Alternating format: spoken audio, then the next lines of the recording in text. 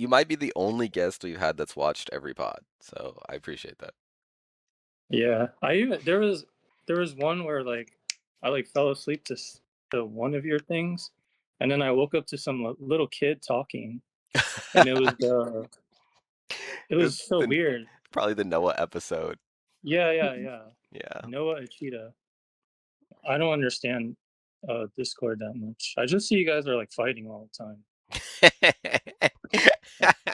I would say that is Discord's primary usage. And Gifted Hater is on this too. It's somewhere. I discovered that whole world because I'm not like in the skate thing that much anymore. But just like he's good at what he does. Yeah, if you go on YouTube and you want to look up skateboarding content, he Yeah. makes some of the best skateboarding YouTube content, right? Yeah, but he doesn't even post it, right? It's like other people Yeah. stealing his shit. That's a whole nother story to get into. Yeah, that's what I'm saying. It's like a whole world that I'm new to. That's So you've so never heard of funny. Patreon, huh? That's so Before funny. if you go to TF, Because Joa doesn't post so much, his only interaction with most of Joa's content has been YouTube clippers. I yeah, never yeah, even yeah. thought of that. Yeah, it's like Yeah, Clav. It's like Clav like doesn't post any of this. It's just there you go. he's just He's just like Clav. talking. Matt Mooney, do you want to start the podcast off? You're like the Howard Stern of this shit. Oh, good morning, general chat, and Yeah. welcome to the Matt Mooney episode of Welcome to the Discord. Today we have Sloan and Matt Mooney. Introduce yourself. Broadcasting live from the not GMGC stage in the perfect cutting edge Discord server. Praise Sickens. So today we have Matt Mooney.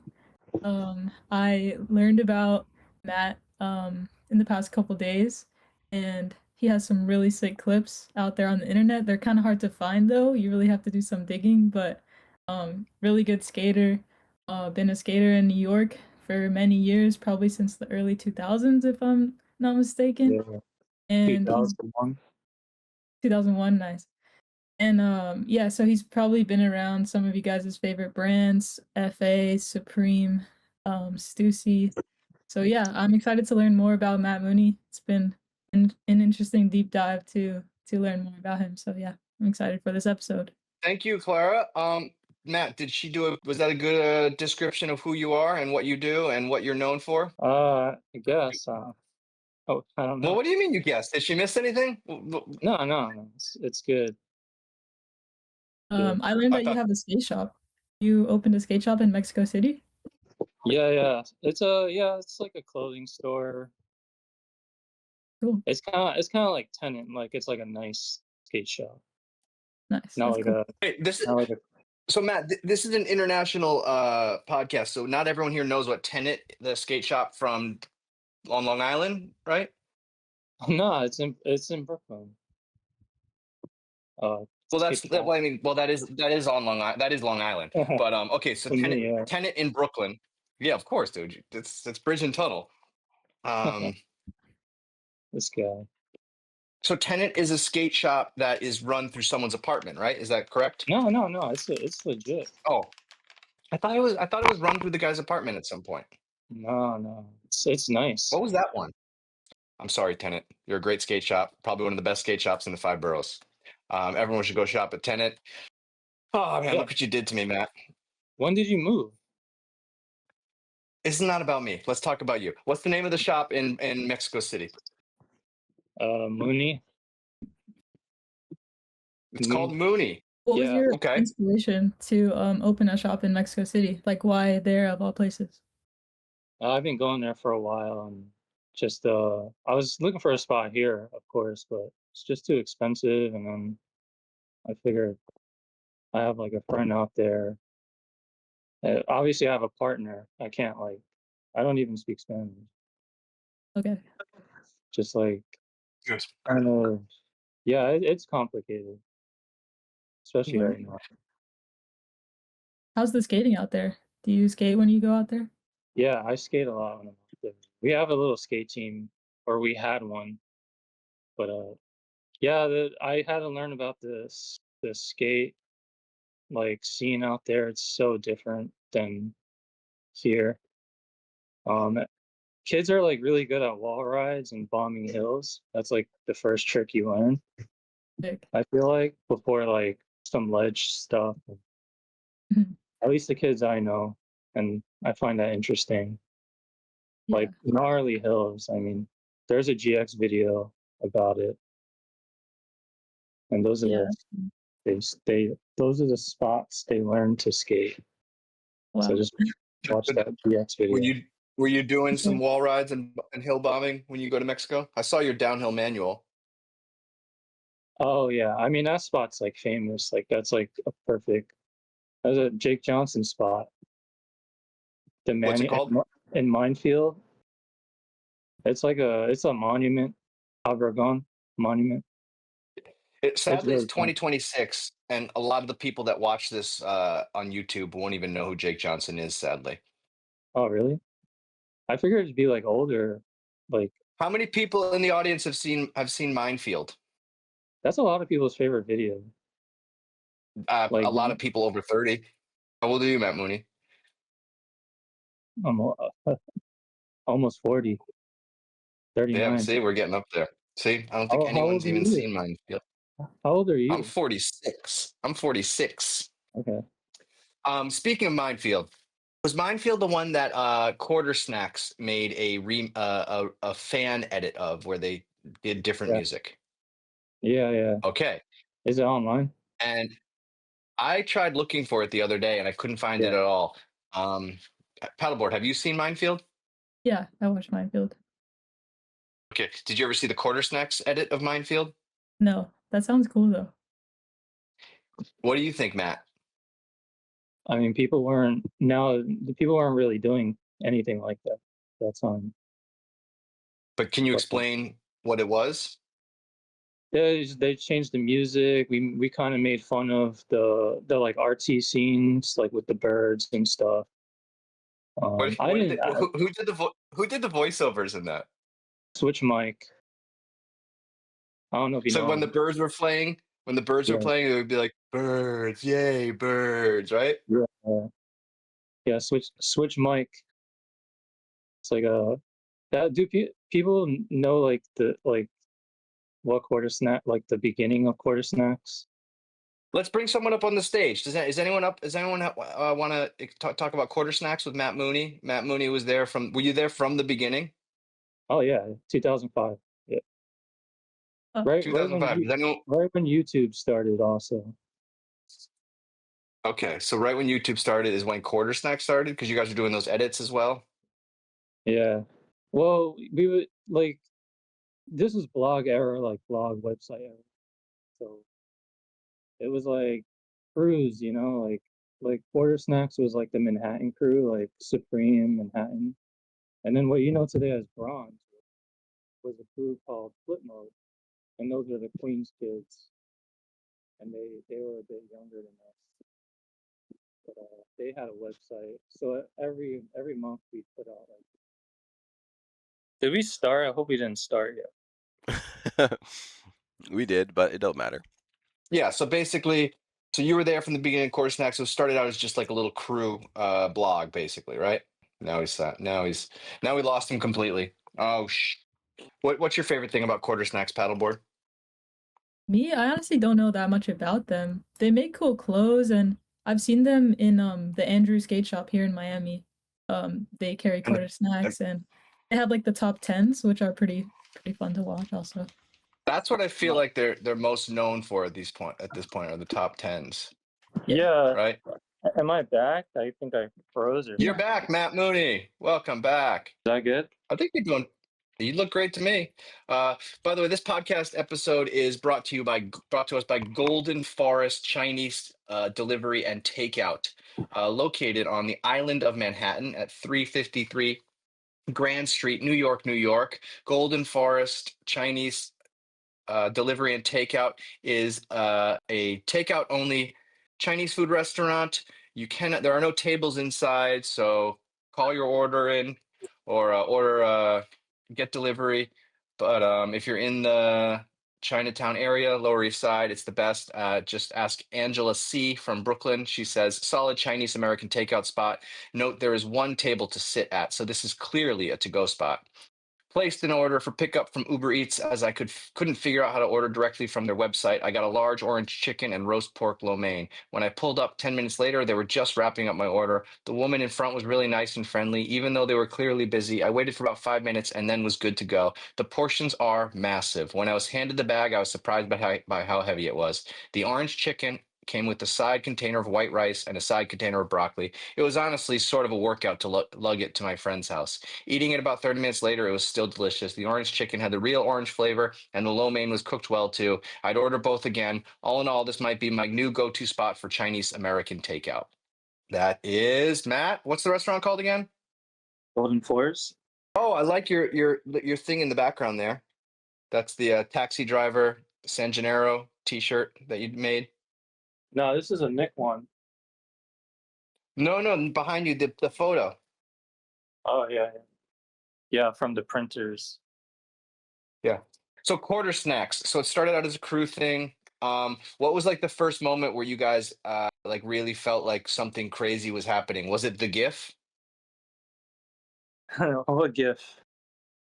What GIF? Let me put it in the freaking chat. That was way later. That was way on, later? that was like on a flip cam. Remember those flip cams? I do remember those flip cams. Yeah, I was on one of those. Can you just tell us about the GIF? Because I saw this. This was all over quarter snacks for a long time. I don't remember that. My feet. See, there's like a little puddle in the gap, and Yep. one of them I like stepped in the puddle, so my foot was all slippery. So when I did the first ollie, I was like just wiggling. Like I don't know. It was funny though. I didn't get hurt or anything. It Did you kinda go back and land it, or was that it? No, I don't think I did.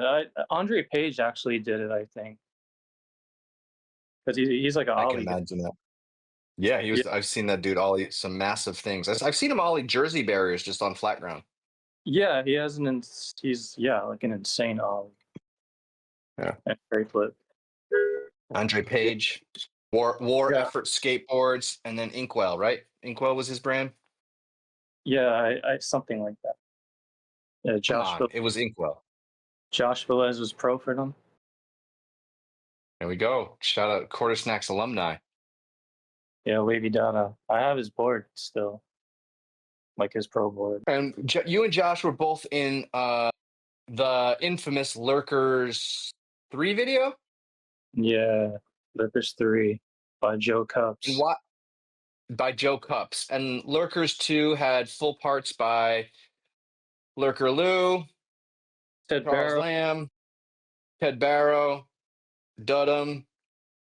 Jason Dill had a full part. He not a full part. He was just like messing around. I mean, he had a song and he had Yeah, a title. did a triple kickflip. There you go. So Lurkers 3. So Lurkers 2 is a pretty big video. You guys can go find that video as well if you're interested. But for some reason, Lurkers 3, I can't find anywhere on the internet. Keep in mind, this is an all ages program. Can you explain to me why I can't find Lurkers 3 anywhere? Because Lurkers 2 and 1 was made by Sam Salganic and Joe. Okay. And Lurkers 3 was just Joe. That's it. No Sam. Why can't we find it anywhere? I don't know. He just like there's like DVDs of it. Like I don't know. You have a hard copy of it? Yeah, I have a few. Who was in that? Who was in Lurkers 3? You had a full part. Zeb Weissman had a full part, right? Zeb, Josh, Lurker Lou, Elijah Cole. Elijah Cole.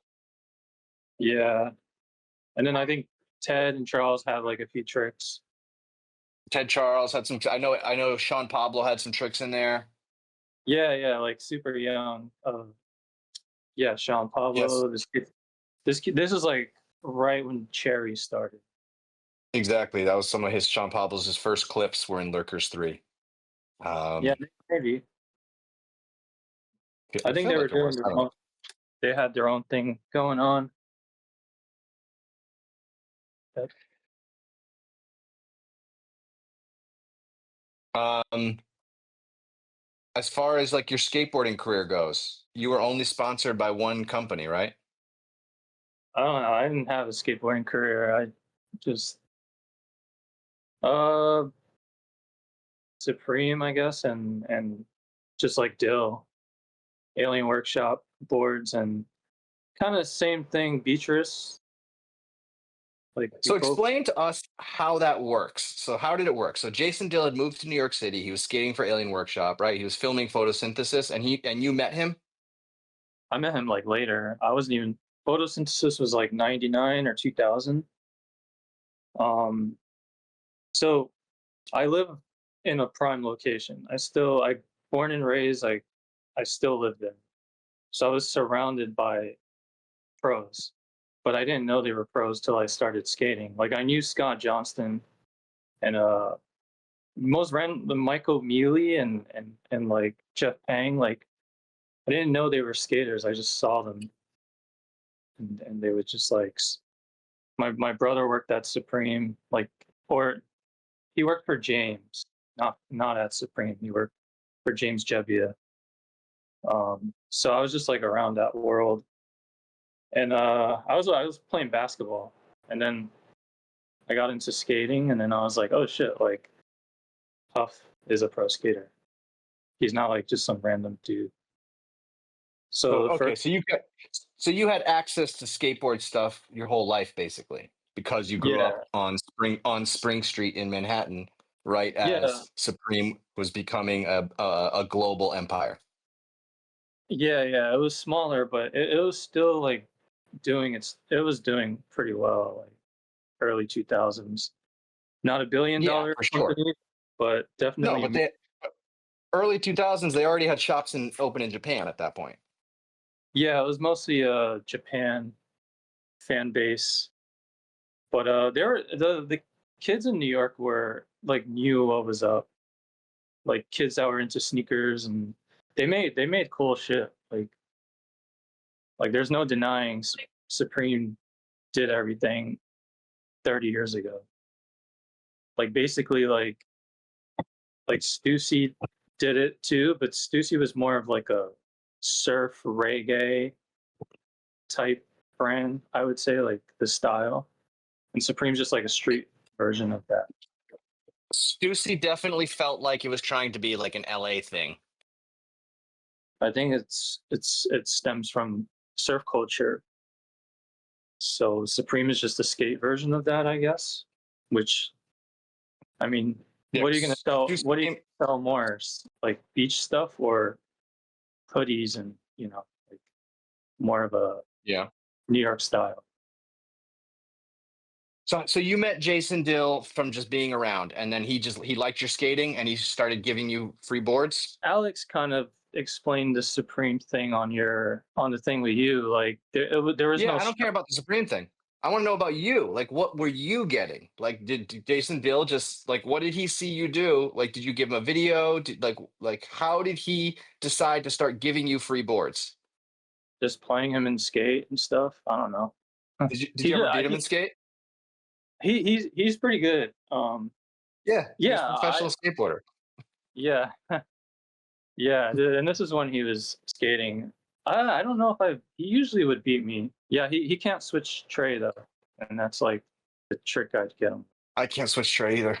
It wasn't like I was good. You got alien stuff through Dill, and then when Dill started FA, did he say like anything official to you? Did he say like you're on the team or like because how did that happen?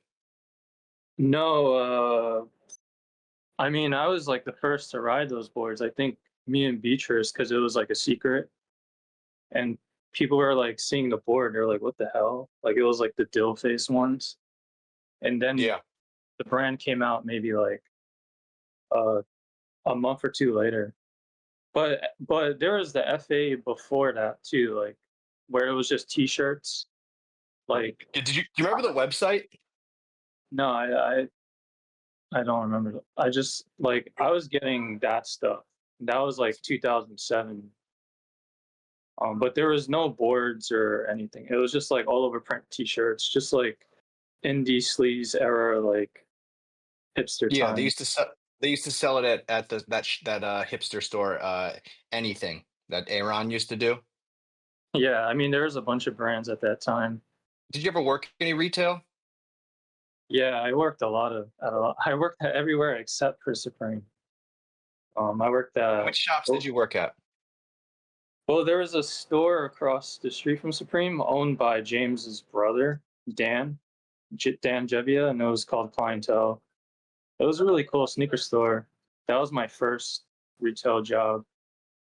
Um, and then I worked at A Life. I worked at A Life in LA. I worked at Diamond, OVO, uh, sort of American Apparel. A lot of Damn, retail. you got around. Yeah, Did you ever? I'm not like a sponsored skater, like getting paid to skate. Were you ever a store manager at any of those places? No, I'm a horrible employee.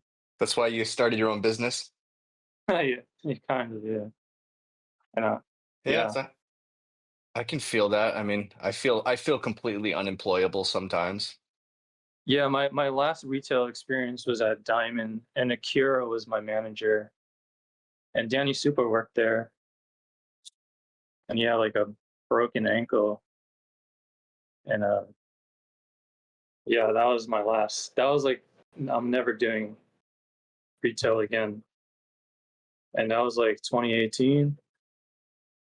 So I haven't. Well, respect to all the retail workers out there. You never did American Apparel, did you? Yeah, yeah, like not like Wait, just like in the you basement, did not but did like you have to go to the coding. orientation? No, no, no, no. I never like was on the floor. Like Paddleboard. it, Do you know what you know what American Apparel is? I do know, yeah, the store. Do you yeah, know that was anyone a that's huge ever worked at the store? No. yeah, that was a You know huge thing. You know Dave Cato? Me? Yeah. Yeah.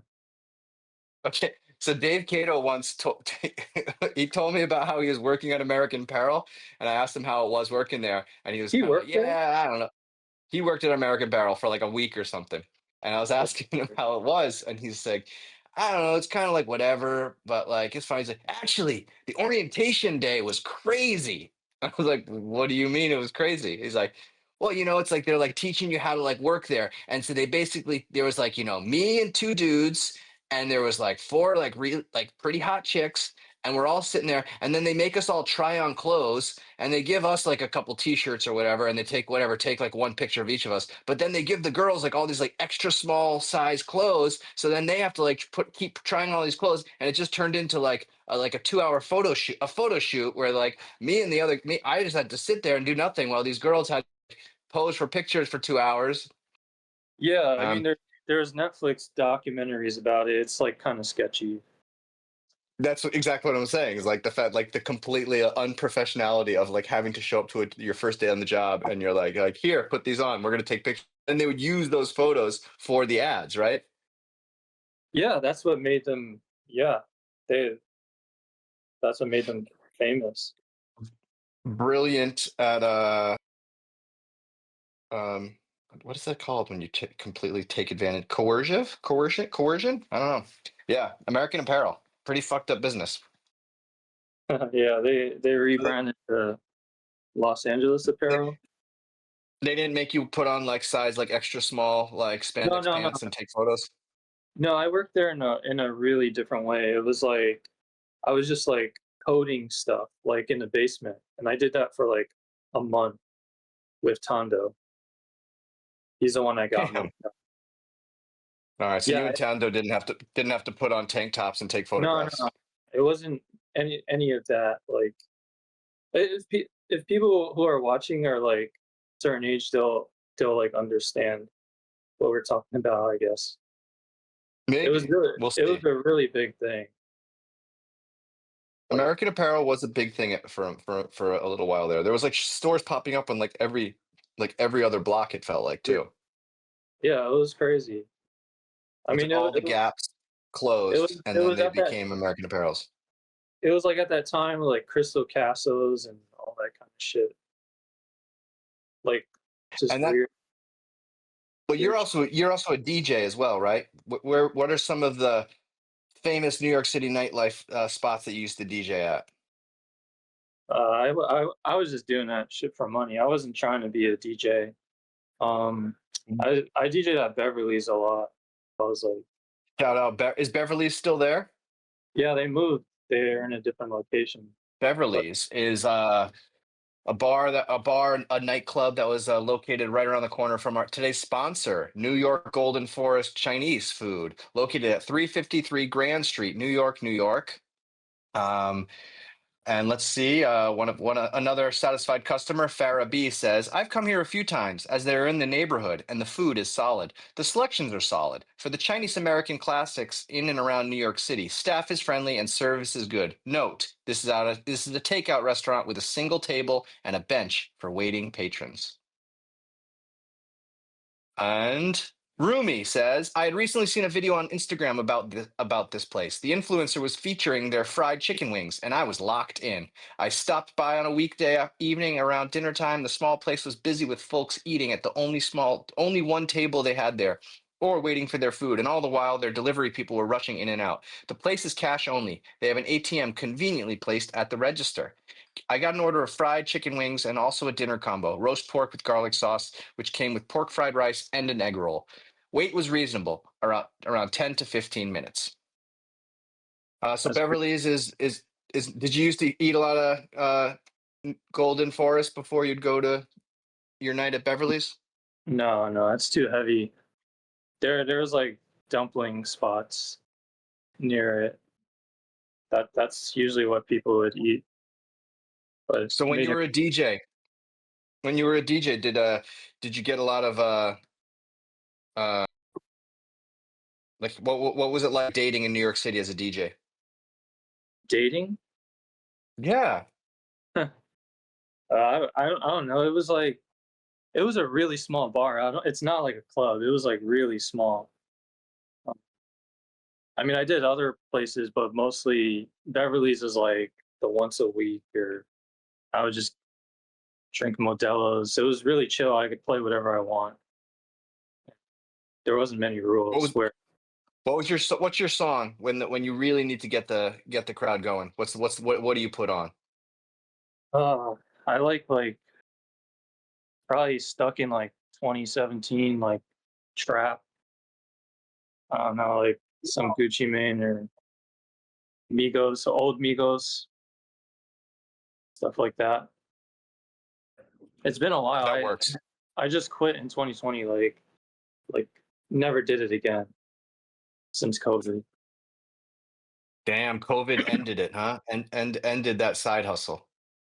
Yeah, I kind of my all my I like my laptop crashed and all my music, and I was just like, it's a sign to just never do this again.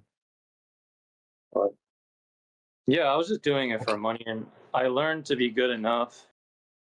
I guess I can mix and stuff like that. Like I hear a lot of DJs out now. They can't even. They sound real bad.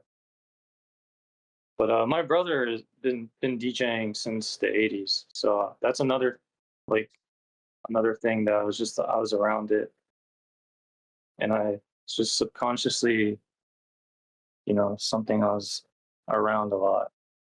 So I see that you're like into vintage clothing and things like that. I was just wondering like how'd you get into it and like what are some of the things that you've learned from being in that sort of scene?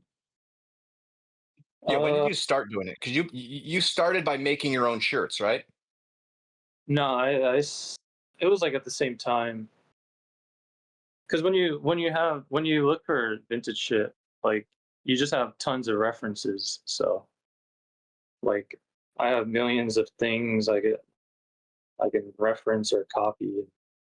I mean, it's basically what every brand does. Is like they buy kind of a rare piece and then they just like make it their own. So it's pretty easy to come up with graphics and stuff. But yeah, while I was at Diamond, I was just like I just saw like I was already buying stuff and like looking for stuff. and people would like try and buy stuff off me, and basically all my, I don't know, like clients or whatever were the supreme workers. Like I would just bring them stuff, and though those are like my first, like the first dudes to buy. They were buying pretty often, like vintage Marvel shirts that are now they're all worth hundreds of dollars, and I was selling it to them for way less. I want it all back. So were you like thrifting that stuff, or like how were you getting your Yeah, hands yeah. on? Thrifting, like pre-COVID, like thrifting and eBay was great. Super easy to find stuff. It's hard now. I don't really go out as much, but in Mexico it's pretty good too. So I have access to Mexico City. They're like they're like thrifting is different than here. They don't have like Salvation Army, or it's like a, it's called Paca. It's just like a field of clothes. You might have seen it on Instagram or something, but it's fun. And you go to Japan too, as well, right? Yeah, Japan's not the best place to do that. If you got money and you just want to shop, Japan's the best, and it's just fun to just drink and go shop. Family Mart, eat chicken, and just yeah that. But as far as like finding a shirt for $1 or two, that's I have before, but it's not like here. They know too much out there. Like they know what they're doing. You're not gonna get like a good deal, but but window shopping there is super fun. Just looking at stuff. The way they present things is like, you know, spot on. What part of Japan have you been to? Just Tokyo. Sick. Yeah, big city. It's like, yeah, you go there like 20 times, still find new things. Do you ski Skating is out there? hard. No, skating Okay. is difficult out there. Yeah, that's what I hear. Yeah, they don't like street skating. Gotta go. You gotta Yeah, like know. You been there? when I went there, I didn't even bring my skateboard because I'm just like skateboard. Like at least in Tokyo, it was like skateboarding just looks too stressful. And then I went to like whatever. I traveled around a little bit more, and there was definitely some other places that were a little mellower. But then I ended up going to Okinawa. I was talking to Oh, we were it's fun. talking to Gabriel Summers about it, and it was like because he was there too, and he was saying how the spots all sucked, and I was like, yeah, I was actually the same thing. I was like, even though I didn't have my board there, I was like, I didn't really miss it having it because the spots there were super rugged, so it was like, or just the ground was just gnarly. Oh, in But Okinawa? yeah, Yeah, I think it's more like a Hawaiian vibe, right? for sure, like definitely, like Yeah, yeah. Akira's from there, who I worked with at Diamond. He's like Jamaican and Japanese. Okay, There's, I didn't realize he was from Okinawa. yeah, speaks hood New York language and perfect Japanese. That's What pretty. was his company? AMPM was it? No, just AM Akira Mowat, Oh, his name. AM. That's right. Yeah, good skater. I'm gonna I'm gonna fire off a few things at you and just see how you respond to them. Okay? Like words. It's sort of like that. Basically, I just kind of like let's just see like what you think. All right. So, you got any good stories about Beatrice Daman? I mean, we like I said, we came up in the same flow from Dill situation. So you met her when she first on her first trip to New York. Yes, I've known her since yeah, and I think on the interview she said she was getting alien boards, right? And So what they about Alex Olson? Alex Olson's dad. Tell me about him. he can play ball. Really? He can ball. I balled with both of them, and he was way better than Alex. Wow. But Alex got like crazy energy, and he's pretty athletic, and he's kind of tall. He had good defense, but it was Yeah. them two together is super fun. What's the funniest thing Steve Olson's ever said to you? Uh, I used to when I lived in LA for a few months, I would skate the Supreme Bowl a lot, and he would always be there, and he'd be like, I don't know, like you're too tech to be skate. Like, I don't know, like I had like a kind of a hip hop look, and he would just like make comments like, "What are you doing in the I, bowl? Like, go do a I nollie can't. crook." Yeah, I Yeah, can't imagine you skating that bowl. Is there footage of you skating the bowl? yeah, I think so. I think Joe What's your Joe. best trick? What's your best trick in there? I could do like 5-0 fakies like on the small part, which I I was think gonna is like, say, yeah, it's but it's harder. like, yeah, they say it's harder. Like that's what I mean. Like Olsen would be like, "What the hell? Like you can't even ride this thing, but you could do that." It's kind of Yeah, you got a like good pivot Javier. to You ever see fakie though. Javier skate? You ever see like Javier skate the ball? Yeah, Like how sick it looks because he's like such a street skater. yeah, he does like crooked grinds in it and stuff. Yeah, like switch croats. It's super Uh, sick to watch him. So you're not so gonna give me a Steve Olson impersonation? Come on, let me see your best Steve Olson impersonation. I can't impersonate him. He's I don't know. He's like so yeah. I don't do impressions.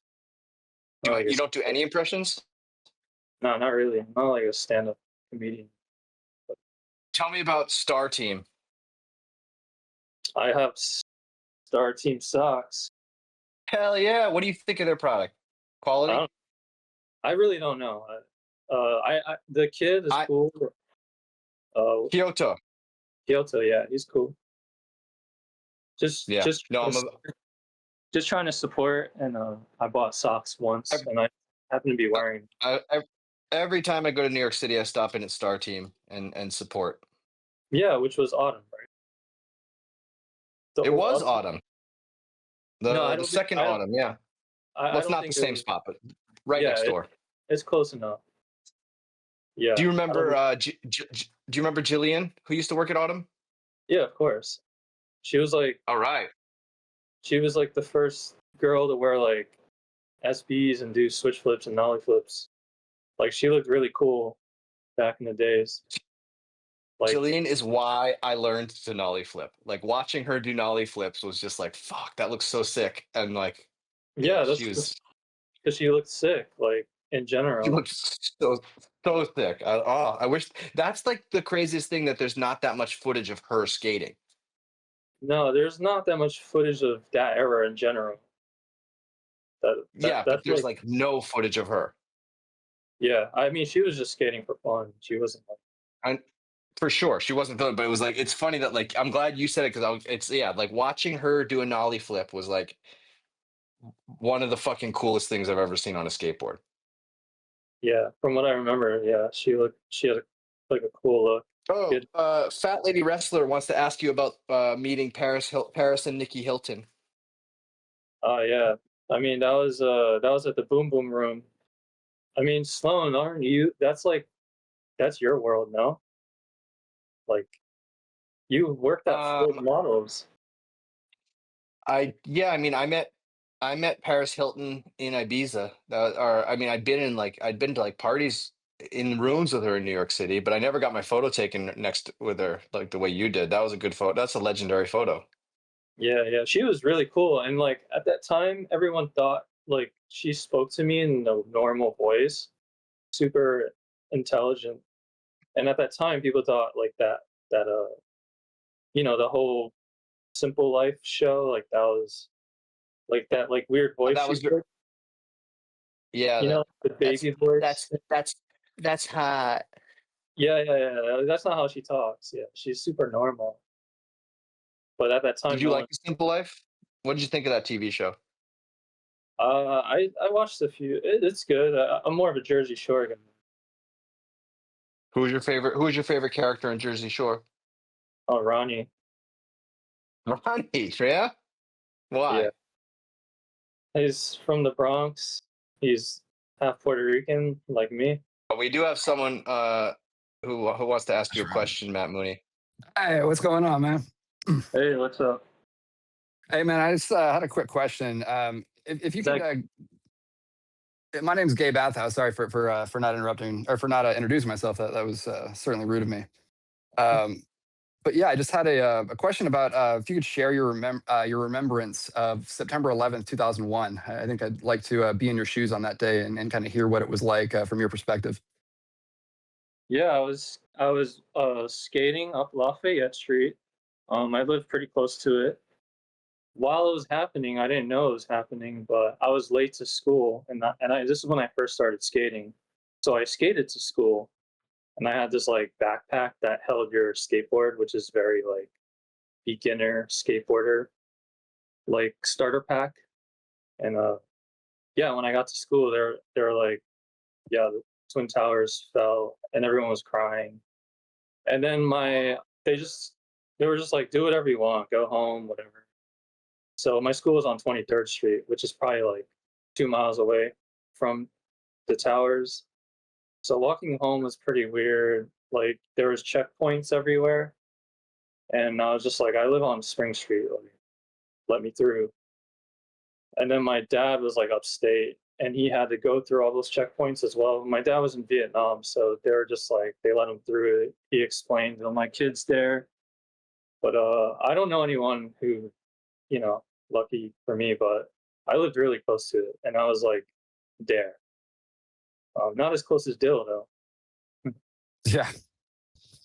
Yeah, man, that's crazy, man. Yeah, I appreciate your perspective. Thank you. Yeah, Gabe Bathhouse, good Do name. you- Thank you. I'm in the middle of watching Thanks, my car, Gabe. as all real men should do. Oh wait, I Always. got Yep.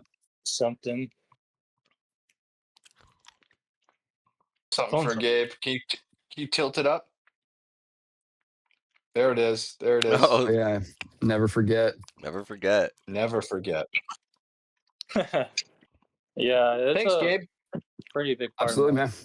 Yo, I was there, son. Yeah. You were there. But it was I started skating like right around 9/11. Like, yeah, that's around when I met Huff and Dill. I met Huff and Dill together, and that was like so crazy. What was that You remember experience the day like? still? Yeah, Dill remembers it more than I do. That's all he when it talks about when I he did a trip. He did his first triple kickflip. I think that's why he likes me because he was trying it for a long time. And then as a little kid, I was like, "Can I see some tricks?" You know, like up ollied over a bike, and Dill did a triple kickflip, like pretty easy. And he was like, "What?" He's like, "I've been trying that for a long time, and maybe I'm good luck for him." And was that the day that that photo was taken? No, no, that I don't think so. That was like just random. Like I said, I live 2 blocks from Supreme. Supreme was a real skate shop, as real as it gets. Stevie Williams hung out there. Spencer, Fujimoto, like it's not what it is today. Like I don't know if kids know. It was a real skate shop. There's they would gamble I there threw, and shit I can't even talk I about. threw, why can't you talk about it?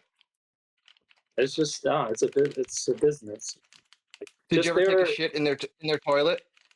no, I live down the street. Oh yeah, for you, you That, you just go home.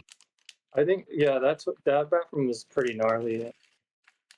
Uh, I probably cleaned it before for like a board or something.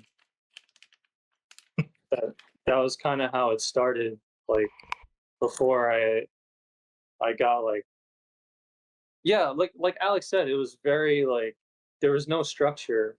I don't did Alex said he didn't even get paid, right? Yeah, it was like that. Like you just there was a team, but nobody knew about it. Like it was just like you get stuff here and there, and Yeah.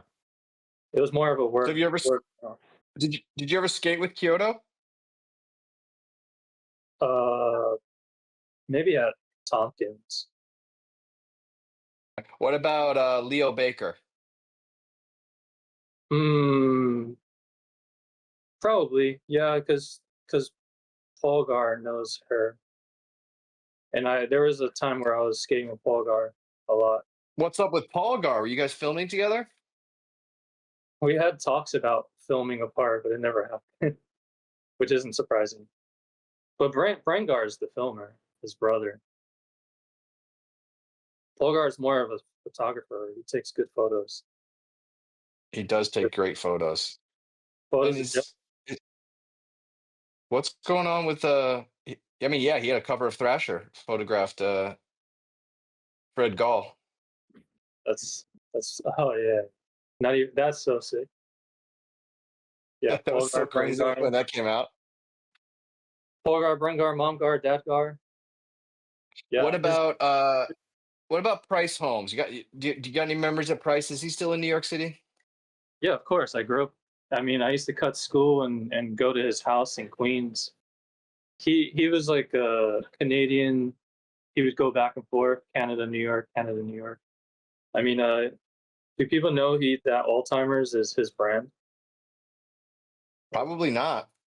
I don't So think so. so Price did Alzheimer's, right? And he was but you knew him before he even worked at Supreme, right?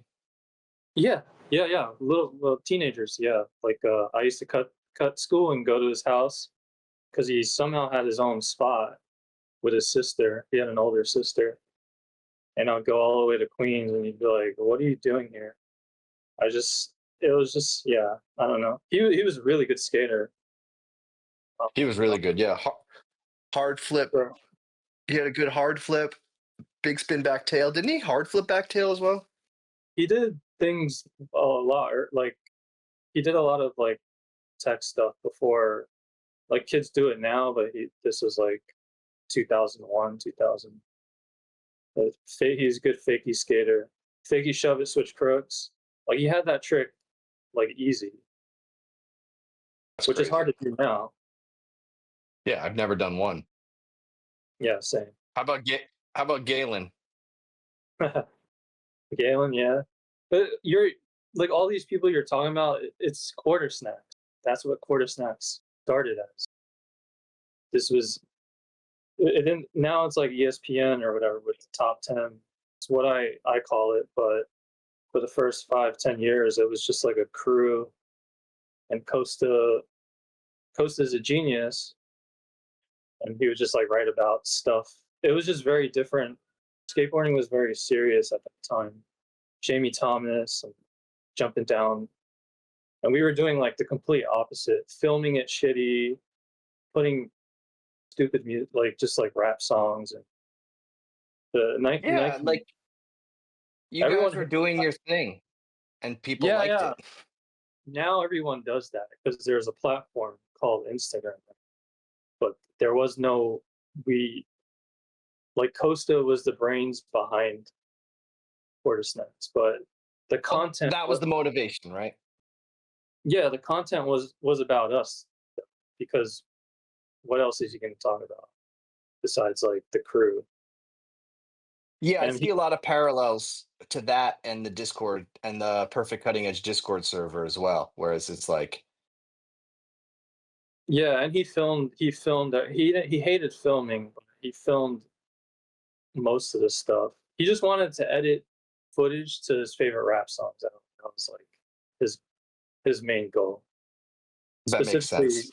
specifically Young Jeezy. The Young Jeezy album just came out, and that's why the Snackman logo is a snowman. Yeah, 2005. And so some of the older guys that were around, like Mike Wright.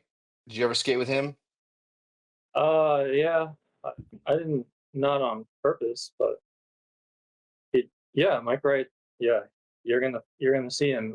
Yeah, I think he's back around now. Look at the screen. See that clip? Do you remember when he did that? My phone is like far away from me. Oh, the big Okay, flip. it was the Yeah, big flip down the bank stairs. on a size 7 board, Yeah, and and he had like that front side. Yeah, and then he did the switch front side flip into the courthouse, and like I yeah, yeah, remember when he did that. I remember when he did that, and then he was he was talking to me about. He's like, "Yeah, I don't know. I did that, and I feel like now nobody even cares about that spot. Like I did that, and like nobody even cares." And it was like he was so right because nobody skated that spot for like until Cherry. yeah. I mean, in general, nobody. It was too gnarly. Spencer front shoved it. Supa nollied it. There wasn't. He just did a switch frontside flip. He could have just did a kick flip or something easier, but he just went for a Yeah, switch. Yeah, and then it was, Cherry kind of revived that. it was just funny to me that he was saying it because he was like, because I was like, damn, that's so crazy. Because I remember I was scared to just ollie into it. I'm like, oh, it's Yeah, so yeah. That gnarly. that that thing is Yeah, terrifying. yeah, just like rolling up to it. And still, like when he told me he switched frontside flipped it, I was like, what the fuck? And he was kind of bummed. He's like, yeah, but nobody really cares, man. It's like that thing's over. And then Yeah, it came back hard, and so I want to make sure everyone remembers that Mike Wright put down. He also switch ollied that rail near the subway that Tyshawn ollied. yeah, yeah. I pretty know. I know like everything that's been done in New York, Um, Mike and Wright definitely doesn't get enough credit in my eyes. He was the first skater I ever saw skating in a do rag. oh really?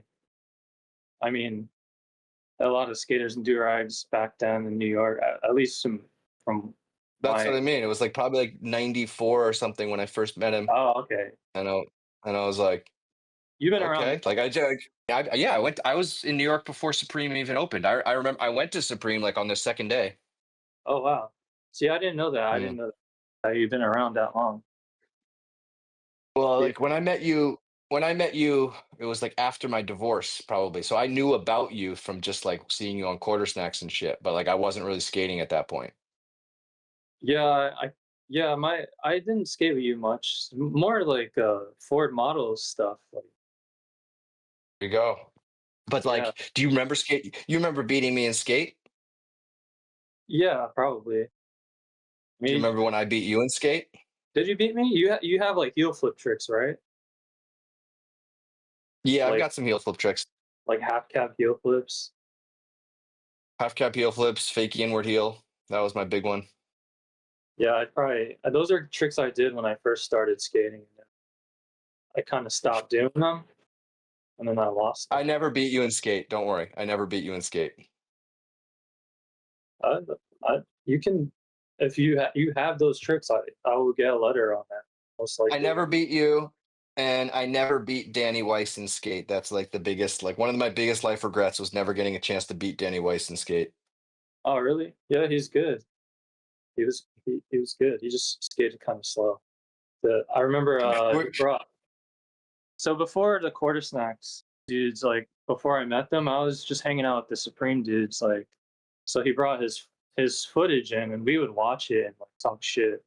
Like when they left, and like Charles Lamb was like, yeah, he's pretty good, but he skids too slow. And then I ended up becoming friends with them. Like, That's a good Charles Lamb impersonation. yeah, yeah, we kind of don't like each other. I don't think. Sure, I'm sure it's fine. Yeah, we're grown men now. He's kind of a dick to me as when I was Yeah, younger. I've seen him do some good dick moves to people. Yeah, uh, Charles wait, Lamb and what? Mike Wright actually grew up skating together, Of course they did. They're like of the same era. and I mean, both did tricks way before the time too, like super technical. Charles Lamb is why I learned inward heel flips. Mike Wright, first guy I ever saw skating in a do rag. Also a vegetarian. I thought that was pretty sick. Yeah, yeah. I mean, I got the Mike Wright story for you. Like, What's that? so he sells like his own footage. Like, you know how dudes sell like mixtapes on. Remember that era? Like, buy a mixtape. Oh, like yeah, like in Times Square, like the guys being like that, Yeah, like will hustle you to like buy a CD from them. yeah. Well, he would sell his footage, like a five, and then the I Skate New York shirts too, which he's still doing. But so I was skating back of Union. Like Dave Chappelle was there with his kid, and this kid had a skateboard, and I could tell he was like looking for someone to like give him pointers. So I was just doing like really good kickflips, and I'm not gonna like mess up on a kickflip. So I looked like I was like really good to him. You have a But really good kickflip. Do you agree, paddleboard? You saw his kickflip in that footage, right? Yeah. But I know Dave Chappelle like likes skating, but he doesn't really know what's. I skated with him at the Autumn Bowl. Yeah, I remember some stories about that. But so yeah, he comes up to me and he's like, "Hey man, can you give my kid, some pointers?" And I was like playing it cool, like I didn't know who like just like not panning out. This is during the show, by the way. Yeah, Like, yeah. Peak Chappelle. and people were like pounding him. He was really mean. He's like, "Get away from me!" Like straight up, like leave me alone. He did not like being famous. But I mean, he's in Union Square. Like he's the most famous person in the world at the time. And Yeah, yeah. I The show was huge. I swear he's about to give me his phone number, like to give his kid some skate lessons. And then Mike Wright comes and tries to sell him a like kind of he's intimidating, like, and he walked off, and I was just like in my like crying in my head. I So was Mike actually Wright ruined your opportunity to become Dave Chappelle's private skateboard instructor. yeah, and that could have changed my life. Could have changed And all then of our You lives. could have been on the I wouldn't Chappelle have to be Show. here. You yeah, you could have and been Donnell Rollins. yeah, I could have been like his like babysitter or something, like even more like I saw him again at Supreme, and he didn't remember me. I was like looking at him like to see like, but he didn't say anything. And He was then probably just too starstruck. but he would wear, if you watch the show, like he wears these like Habitat sneakers. It was like a Habitat collab, and he would buy stuff at the store I worked at, Clientele, which I mentioned earlier. So he was like into the skate culture, kind of like Pharrell was, but Dave Chappelle is like way cooler. I mean, Dave Chappelle skate. Like I said, I skated with him once. Yeah, He like wasn't. He sucked, but he was there and he was trying. yeah, he was more tapped in. But yeah, that was a weird time. That was when skateboarding started to become popular in New York.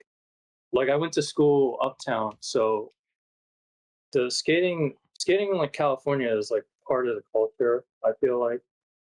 But here it's different. It's like the kids I went to school with were mostly from Harlem, mostly like black and Spanish kids.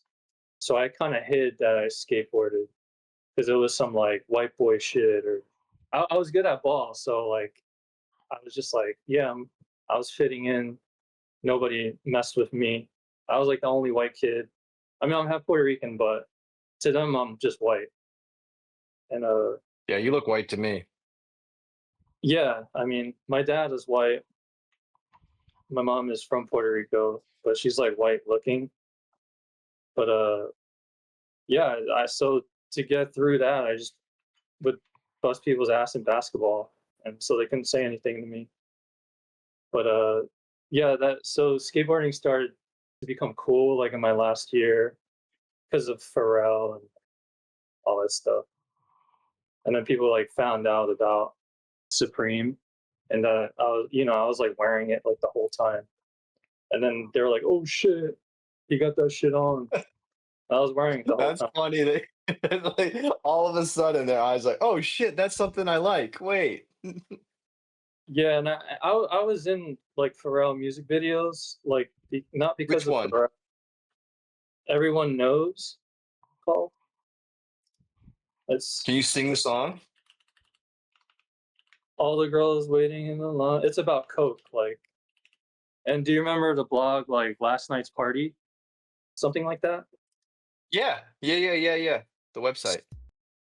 So they like stole that, like they made the video into that, like I'm not in the video, like I knew the music director, so I would get paid to not be in it. It's like she was just hooking me up. Wait, how does Diane, that work? You got paid to not be in the video? yeah, just put me on the payroll. But I was there, like Kanye West was there, being a weirdo and just standing there.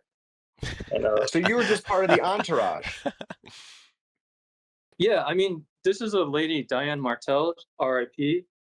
If you know the song "My Neck, My Back," "My Pussy and Yes, My Crack." Those that's are right. all. That's how it goes.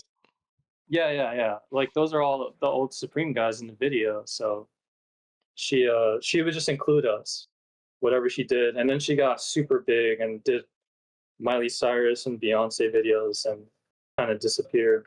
Went to like Hollywood, but she would just like she would put like fake makeout scenes for me, like that weren't just like have like yeah, just add shit just to like And then they would get cut. yeah, I wouldn't make it in the video. She was just like hooking me up. I don't know. I mean, I was Dude, like, this is great. What were the checks like? I got paid more usually, just a few $100. Yeah, Kevin and BD were there, and they got into a fight, and they're just both crying because they were Kevin Tierney? yeah Kevin Tierney and Black Dave. They were Oh, memorable. wow. They would fight all the time. They were like best friends, but they would like fight, and they would both like cry, and You mean they get tight? yeah, like yeah, not like they hurt each other. They were just emotionally Yeah. because they're Emotional like times. yeah, someone got like stabbed, not stabbed, but this dude like broke a bottle to like cut someone, but he ended up cutting himself, and blood was just squirting everywhere. And it was on like MTV News and shit. Like someone got stabbed at the Pharrell video. I think the dude's like a famous artist now, but I don't remember. I'm not in that world. I don't remember his name. Was that Harif? No, I would. So yeah, no. You got a Harif story? Tell me your Mark Gonzalez story. Tell me about Mark Gonzalez. Oh yeah, I used to have like this flat bar, and I would like I don't know if I locked it. This was in Manhattan. I would hide it, and then one day it was gone. And then I think that like 4 Star video came out, and there was like bonus footage of him skating my flat bar, and I was like, "Fucking gone, stole my flat bar." He relocated it. So It was a he shitty. found your flat bar that you had hidden in some park on Spring Street. Yeah, hiding something in New York City. It's not gonna get Hiding a stolen. flat bar, not A something. fucking Hiding a flat bar behind a bench or something. a 10 foot like it was really it was like man made like someone made it. It wasn't like from Element or something. Like some random dude made it for me and my friends that were skating. He's not a random dude. Nice of him. He's a millionaire now. He owns Cafe Havana. Oh shit! Okay, Yeah, he's like a multi-millionaire. But he that's was a like great the great first restaurant. dude. Yeah, so my neighborhood got like gentrified pretty hard, like in 2000, which is a long time ago. And he was the first to like have like a cool like hip spot. It was Darren Yeah, loved it. yeah, It was, lovely day. it was, Like Cafe Havana was my favorite one because it wasn't pretentious, and they always had yeah, like yeah, really good looking people working there, and the food was yeah. good. That's how he got it. He hired all the hot Dominican chicks in the neighborhood.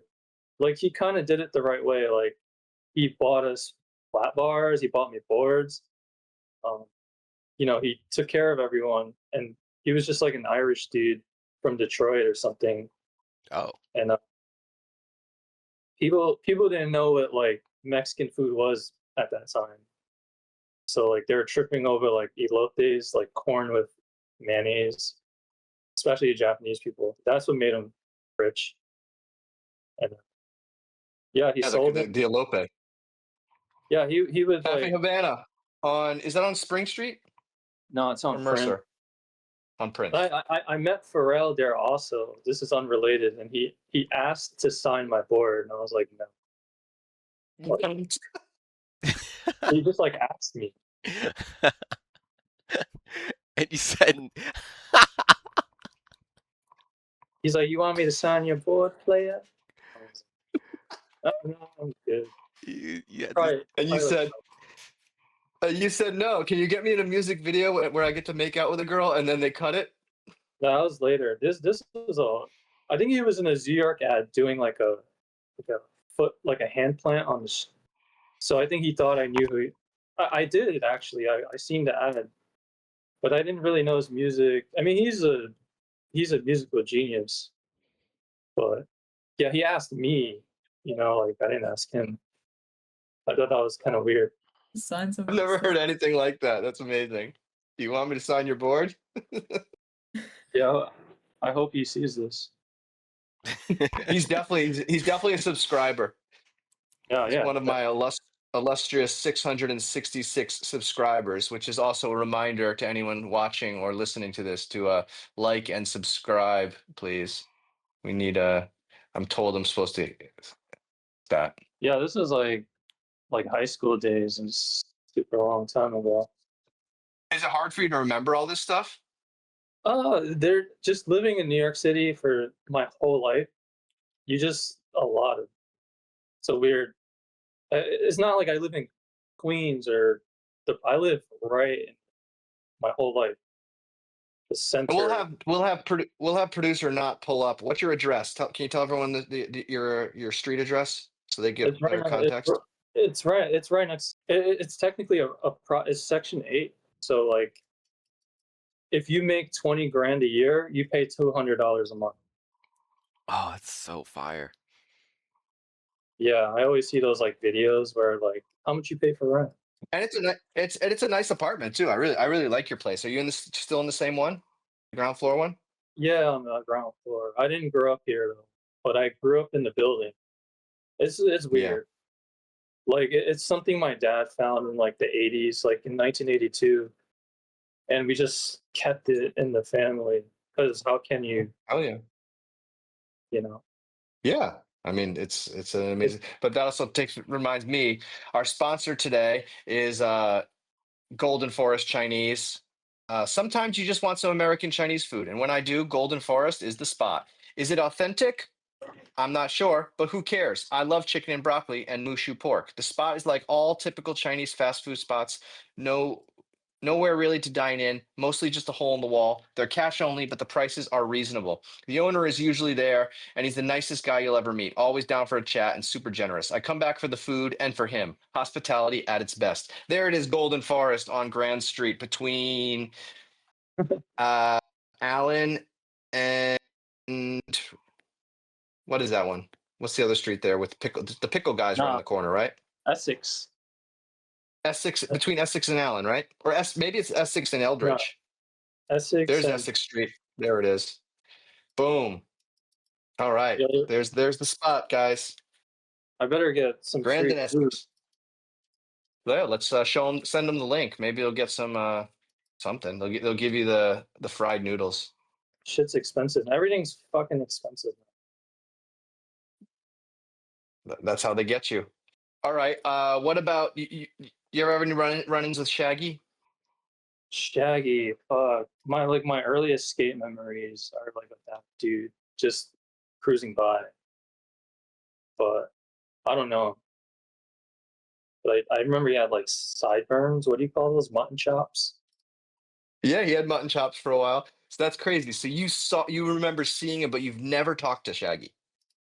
Yeah, I saw him do like a tail slide first try and then he bounced. And I was like, oh shit, he's the best skater in the world. And then I saw him skate again like when I got better and I was like, what? Bob, man, that's crazy. You've never talked to Bob. Nah, he's not. Nah, he seems very like standoffish. Is he even from New York? He's the best. He's from Jersey. He Exactly. commutes. But he works in Manhattan, so he commutes every single day. He's been working in a mailroom. Probably he was working in a mailroom when I met him in like '99, and he's probably had the same job the entire time. Yeah, Yeah, he's like, Quarter Snacks is from New Jersey. there you He did. go. He used to commute every day, skate Midtown in like 20-degree weather because he's originally from Russia. So I think yeah, the cold didn't bother him. So being born and raised in Manhattan, obviously I can hear it hear it the way you're talking about people. Like, do you feel like a lot of like territorialism, like you're like yourself, like you look down upon everybody else, like everyone else is another? No, no. I think it's the people who are not from here that lived here for a while. They do that more. That's why Okay, but you, that's why I said exactly. so aside from you, who are the Manhattan natives that are still skating to this day? Who can you think of? List them off. Yaje, kind of. He's from Brazil, but he's from the East Village. East Yep, Village. Yaje Popson. Tyshawn Lyons. I don't know if he skates anymore. He's like my best friend. Tyshawn, he worked at Supreme. He's still at Supreme. He's kind of the one that discovered Tyshawn Jones. Oh, Just really? kind of like I remember little Ty gave Big Ty his footage tape, and we were watching it. We were like, "Oh shit, we quit skating." He was a little kid, way better than us already. And I don't like the Tyshawn hate because he did all the handrail shit when he was a baby. He did big flip front board on that wooden rail when he was like 12 years old, and dudes are like doing nollie front boards on it now. It's like all he does is jump over stuff. It's like, yeah, he did all the handrail shit when he was a baby. Yeah, and no one else can jump over the Yeah. shit he does. Like no one else can do the shit he's Exactly. doing. You need power to do that. Jumping down shit takes you, and like technically your mom could probably get on a rail if she jumps down, or your grandma, but she can't jump up it. That's like just impossible unless you have the We need power. more grandmas doing handrails. Yeah. We got Tony You know Hawk. what? You know what handrail trick I want to see? I want to see a Wait, frontside no slide tail grab. Sammy Bake, do you have a question? Do you want to ask any questions to Matt, or do you have any comments about the frontside nose slide tail grab? Sammy asked earlier what his favorite Migos song was. Cocoon probably. I'm not a big Migos. Like I don't. I'm. That's just at that time. I can't. I don't listen to music really that much. I just watch this shit. The GMGC. That's right. For the That's past few right. days, I just like the other shit I don't understand, like the fighting and playing skate. I don't understand the Joa stuff. Yeah, You don't understand the Discord wars. nah. Yeah, you guys are like. It just seems like you guys are beefing on, but I can't tell if it's serious or not. Oh man, 'Cause I don't really read it. I wish I had an answer for if it was serious or not. I just What do you think, Paddleboard? Do you think it's serious? You're a moderator in this server. Yeah, it's still kind of new, but I think it's a little bit serious. I think it's blown out of context a little bit and exaggerated to be more entertaining, but I think it is like a little bit serious. But yeah. you've dealt with some of this. You've dealt with some of this paddleboard. You dealt with it like with what's with Pump Track Princess. Oh, Yeah, just yeah. fight at we used to bring. No, she boxing wasn't gloves. fighting. Yeah, no, She I wasn't don't fighting. She was trying to mediate a situation that escalated. I was trying to get a new. I was trying to. We were trying to get a guest on the podcast, and Pump Track didn't understand what was going on. Just like you're saying, like she was confused by it, the same way you're being Yeah. confused by it. But then It's it like, quickly escalated into a fight, and there's like videos being dropped about each other, and it was like, what the? It just it instantly becomes beef. yeah, but I'm a fan of the Gifted Hater. He did something on Bebo, like, someone else made an edit of Bebo, like Bebo now, and it's just him talking about it. He's just really fast. Like, thanks. It's hilarious that his interaction with Joa's content is stuff Joa didn't even make. So like he streamed, of course, and talked about Beeble, but some other guy clipped the stream, and that's what Yeah, you've been watching. Not that I blame you at all. yeah, It's what everyone's watching because he's not uploading anything. But that's so funny. yeah. I just go on YouTube Yeah, because 2005. Anything invented after that, is on YouTube. Yeah. yeah, that was yeah. The Brinky thing, I watched that too. They get like 100,000 views and shit. They get Yeah, a lot of he's pretty big for skateboarding. I have a love-hate yeah relationship with it, but yeah, he's pretty big for skateboarding. yeah. He's a good skater So too. Yeah, he's so cracked. can we talk? What did you think of his part in the sci-fi fantasy video? I liked it. He's allowed to talk shit because he can There you back. go. Yeah, that's the general feeling I What have. about Harold Hunter? You got any Harold Hunter stories for all the children who have no idea who he is? Let the legend live on. Tell me a good Harold Hunter story. I mean, he was funny 24/7. He was always on. Like, but That's what I mean. Like I know he said something to you, or you saw him do something. he was really encouraging to little kids. Like, To everybody, right? yeah, I don't know about, maybe, in New York at that time, a lot of people were beefing stuff, but like with little kids, like he seemed like not real, kind of like Dylan, like just like a mythical like person, kind of like Dash Snow has that effect, and Dylan Reader. Super charismatic. Super charismatic. Yeah, yeah, Harold, yeah, yeah. But his funeral was across the street from my house, and his funeral was a week long, and he was in like a skateboard coffin, I think, and he was wearing dunks. It was like, yeah, just like it was thousands of people. Like, I never seen anything like it. The Wu Tang was playing at the inside while people were talking. What Like, funeral home was it? it's right across the street. It's not there anymore. It's a chain. It's called Ortiz. I think it was Ortiz, but yeah, now it's like a rice pudding store, some shit. New York, yeah, my neighborhood. It's like the worst. And that was the biggest funeral you ever saw there? Funerals are usually like a day. One day, yeah, a couple hours. Yeah, it was like, it was like, I don't want to like be disrespectful, but it was like almost like fun. Like they made it like kind of. I was young. Like, yeah, it's No, like you're not being disrespectful. Like that's total. Like that makes sense that Harold would have a funeral that's a week long and it's a party, and Wu Tang yeah, is there, and you're having fun at his funeral. That's the kind of guy he yeah. was. It wasn't, people were crying, of course, but it was like for a funeral. It was like yeah, just like It went off.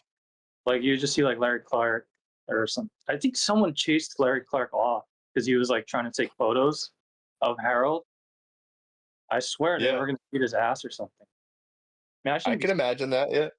I hope I mean, I could be wrong. That's Look, like, he's a pretty allegedly, big. you said you thought, but whatever. Like I can Yeah. imagine that story happening. I could imagine it because I was just talking about uh when Patrick O'Dell took that photo of Ed Templeton that was on the cover of Vice magazine. Do you know what I'm talking about? No. Anyway, it was just like Ed Templeton just like almost broke his neck, and Patrick O'Dell ran up to him and was like, "Are you okay? Are you Oh okay?" yeah, And yeah, he's yeah, like, yeah. and I, and I, Ed Templeton like looked up at Patrick O'Dell and was like, "Start taking pictures." And Patrick just yeah, started yeah. shooting Ed while he's like bleeding, and people like wanted to beat up Patrick because they were like, "What the fuck are you doing, dude?" Like, and he's like, "He told me to do it." Yeah, I know this. I know that story. Yeah. But Yeah, I yeah, mean, man. Larry But Clark's a pretty Harold, big deal. I mean, Harold has that quote about like legends never die, right? And he fucking completely proved that shit true. Yeah, yeah. What's crazy, like his family, the building he lives in, I think my aunt lives in that building. It's like a project. My At aunt's still there. Campos. Yeah, yeah. So I grew up going Yeah. there. Like, I know his brother. My brother knows his family. It's just Yeah, like I lived around the corner. I lived around the corner from it for like 2 years. yeah, And I remember one night. One night I got I didn't come home, and my brother needed to get into our apartment, and he ended up sleeping at Harold's place. Like he like went to Harold's apartment at like 3 in the morning, and Harold like let him in and like like let him sleep on his floor. yeah. I believe Billy Rohan lived there.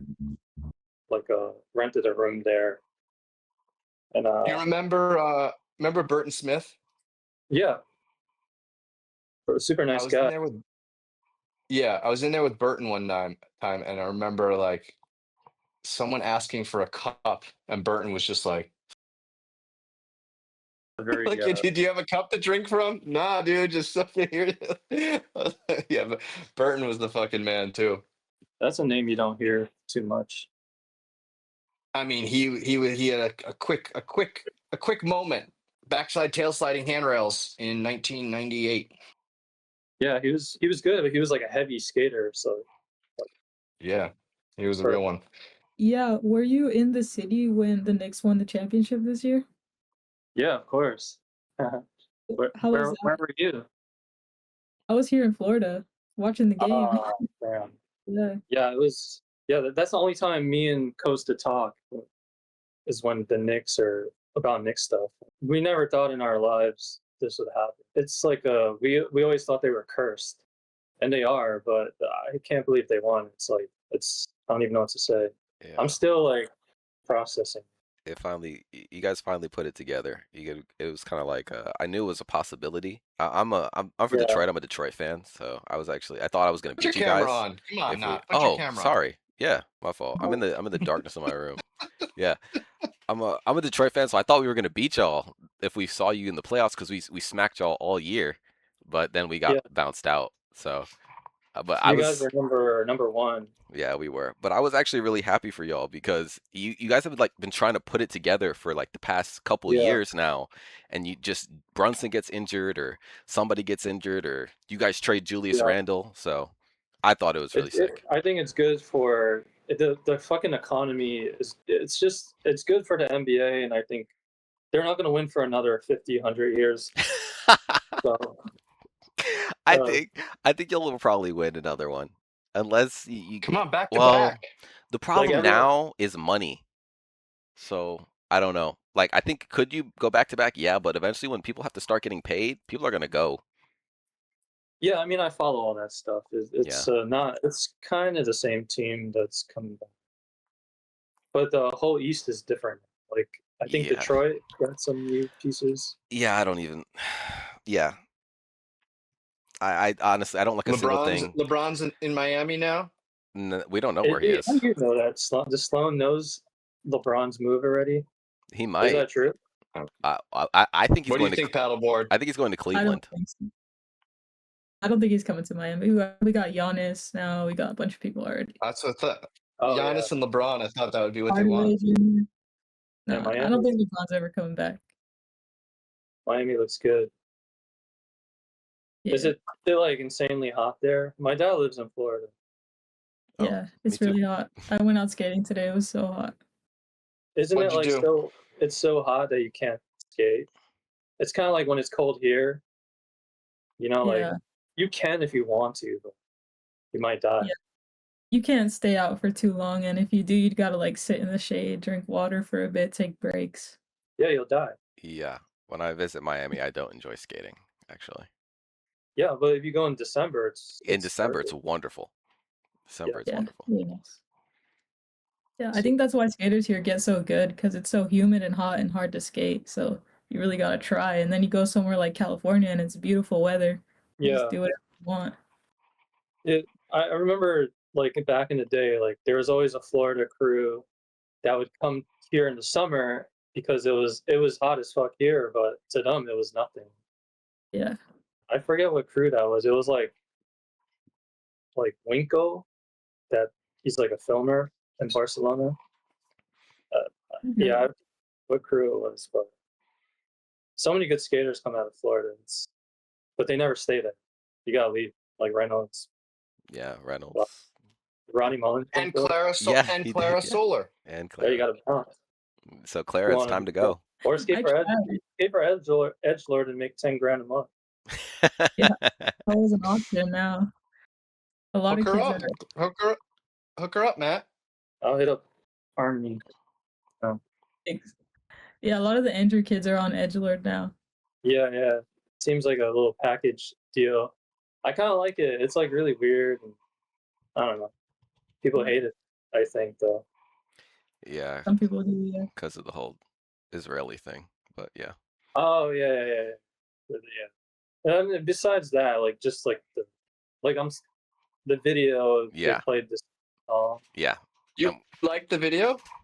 and I heard that they spent a lot of money doing it too. Like It looked expensive. each of the choir songs were different, and it was like crazy expensive to. I think Harmony's just trolling.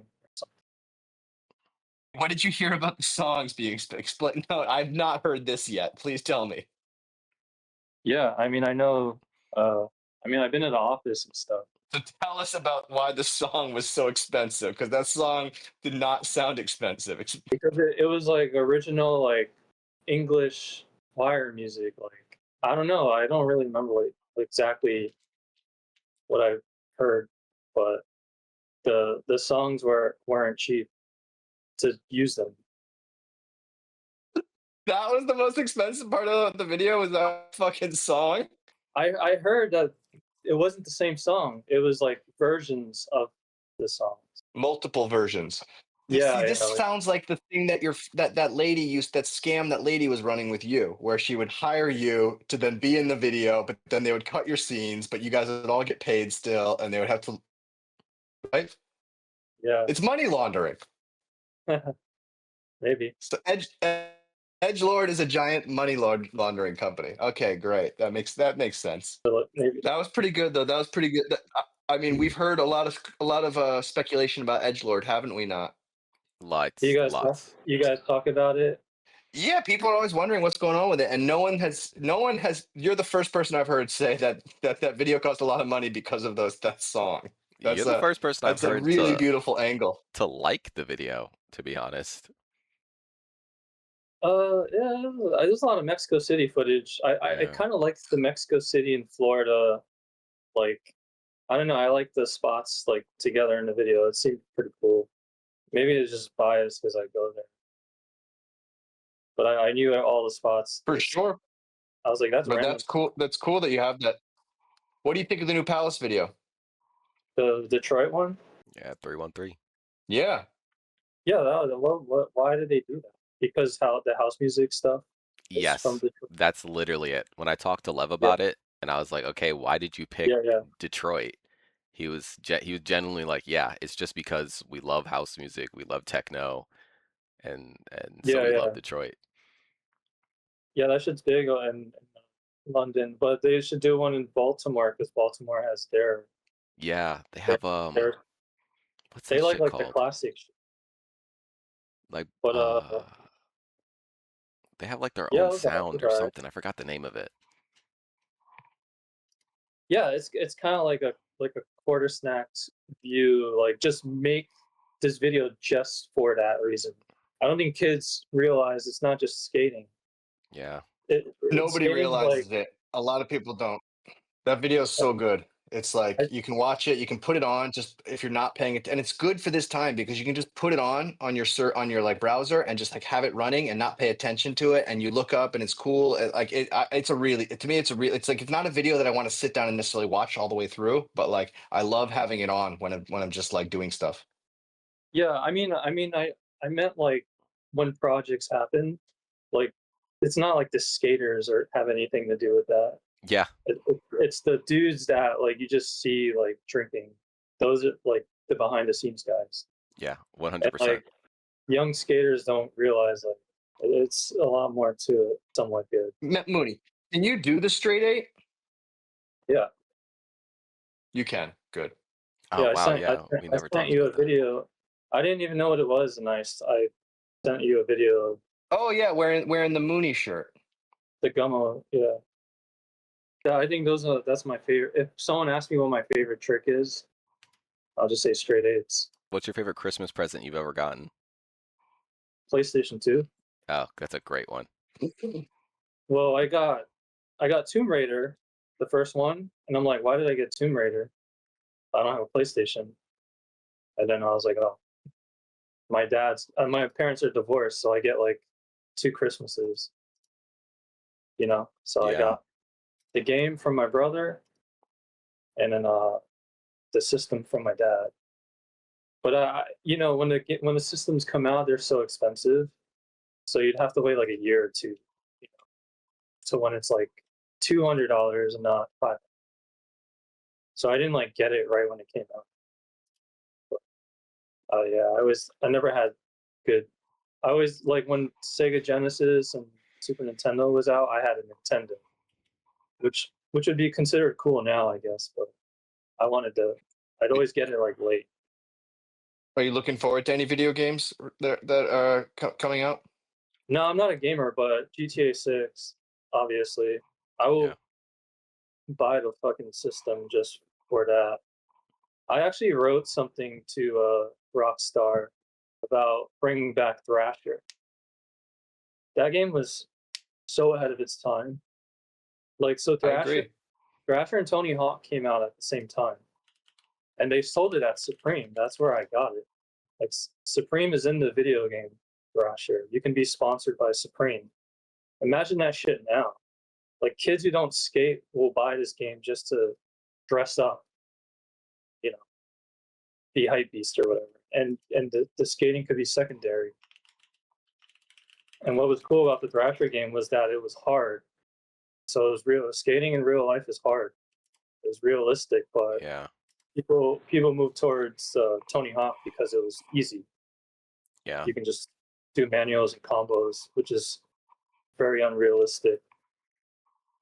But I pitched that idea to them, which now everyone knows about. So if you want to steal it, well, 2 people. Or if you want to steal my idea.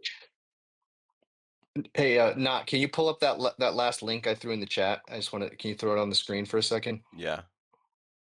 And then I think, unless Paddleboard, you got any last questions? I saw you might be like creating a blog or like a website or something like that, mooney.com, with some like photos and things like that from the olden days in New York. Yeah. MOONEYNewYork.com. It's kind of like my Finsta for my selling page, and I'm just like obsessed with like 2005, 2006. It's just so hard to find any of that stuff. Like you could find like 90s stuff because there's like VHS tapes and like real projects where that stuff just got lost into MySpace it's just like hard to find it. It's a weird time. What was the song that you skated to that was caused some problems for that upload? You don't say the whole thing. Can you just bleep it? I mean, I can believe it. I mean, that was more. I didn't pick the song. That was more. Who picked the song? More on Quarter Snacks. I don't want to. So there's a Quarter Snacks edit that doesn't exist anymore. Oh, look at that, guys! Well, this is part 2. Rare. First one. Oh my god. Yeah, I got all my videos next. I got like crazy. I don't know if I'm. All right, I got a good Ian Reed story, but I sold him a pair of Supreme Dunks for like $100, and then a bunch of VHS tapes, and memory screen is on one of the tapes, which is like worth like $100, maybe 50 to 100. But yeah, I was like a little kid and didn't know about like reselling, but I had like these are the first Supreme, first 2002. They go for like I don't know, like $1,000 maybe now, but there was a time where they went for more, maybe like $4,000. Supreme made good stuff in the early 2000s. Maybe it's just no one else is like now you have access to everything. Everyone has a brand, so everyone's making cool stuff. But at this time, there wasn't like New York skaters weren't wearing like America hoodies or like stuff like that.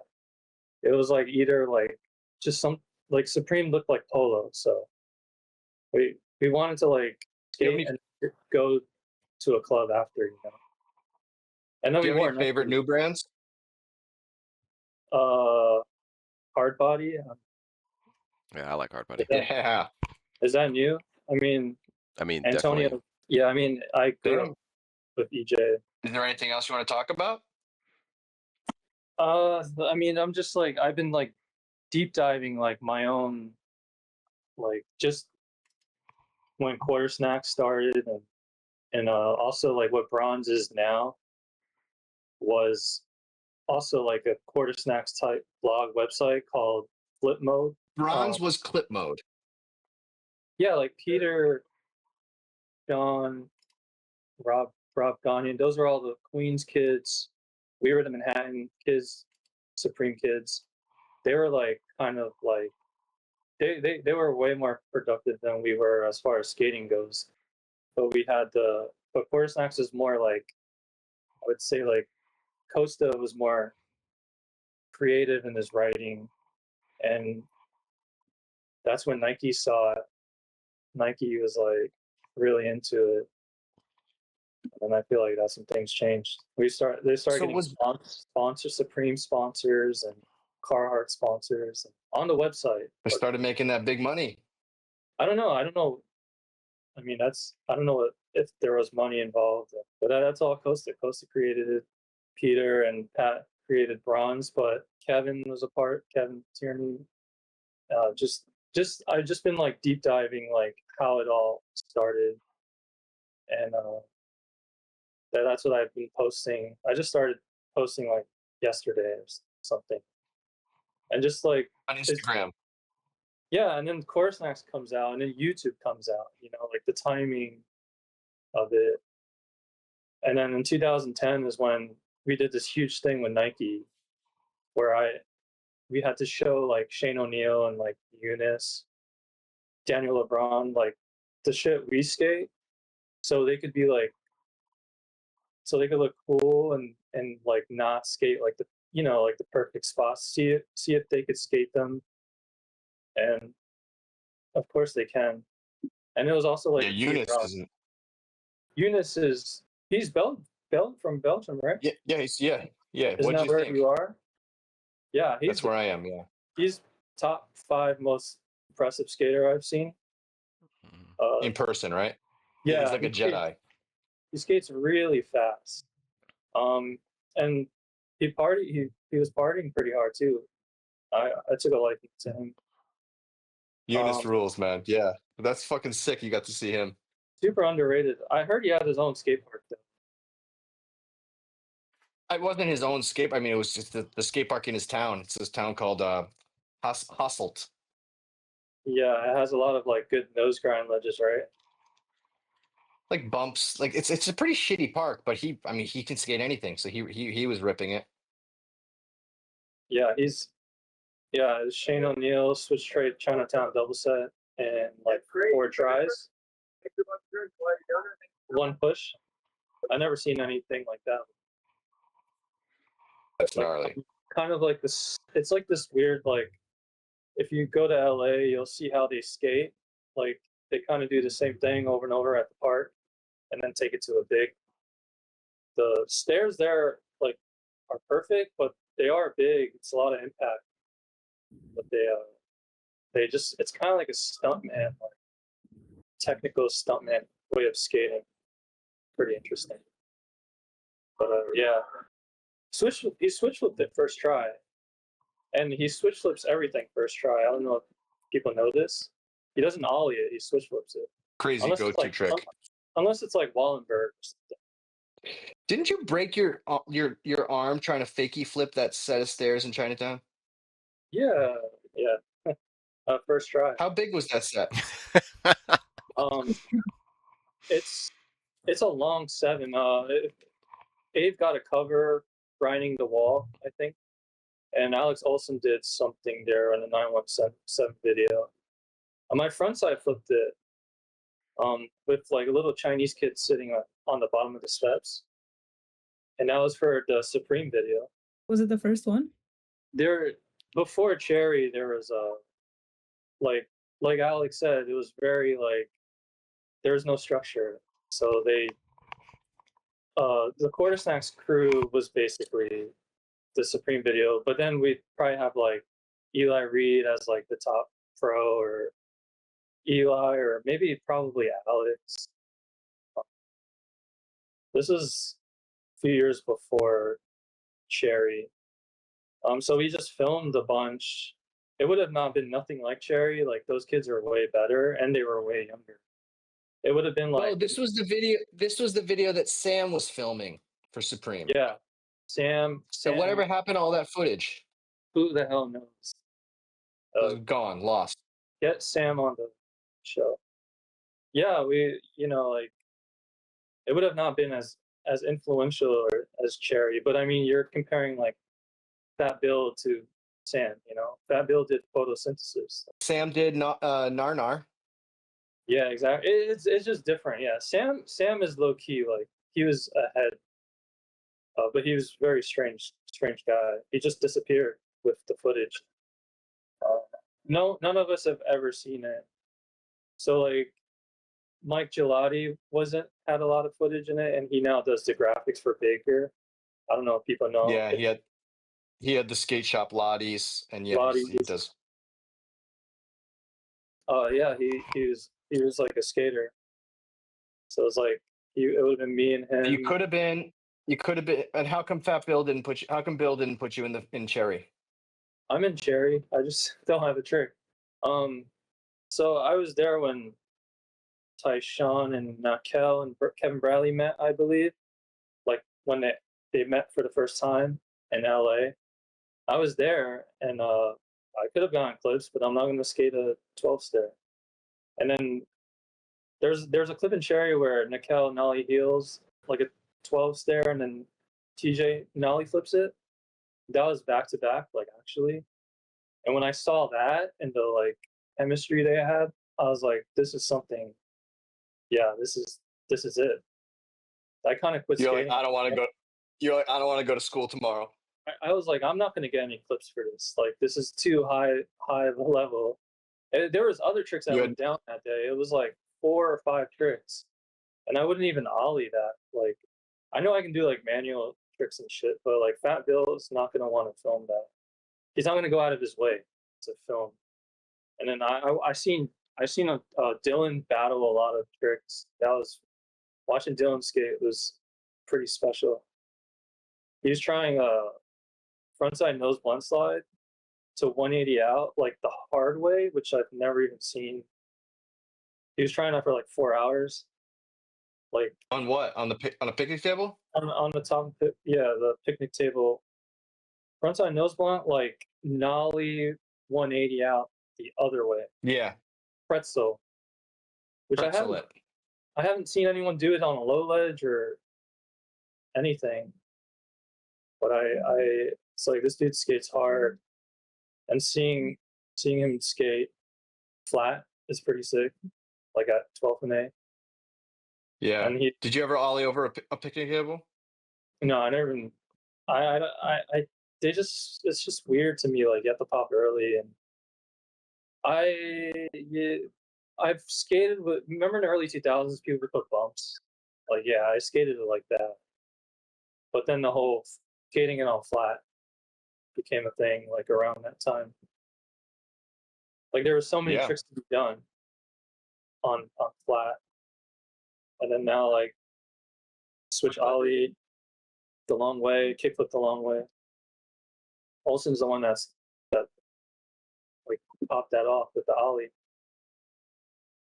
And He popped it off with the ollie, and Eli Reed did the hippie jump, right? I think so, yeah. Yeah, there's something funny with that too. Like Eli Reed was supposed to be more in Cherry, but that like Bill just he picks who he likes. So Yeah, I remember someone that was supposed to be in the video, and they went out filming him with him like one night, and was just like, "Yeah, it's not working out."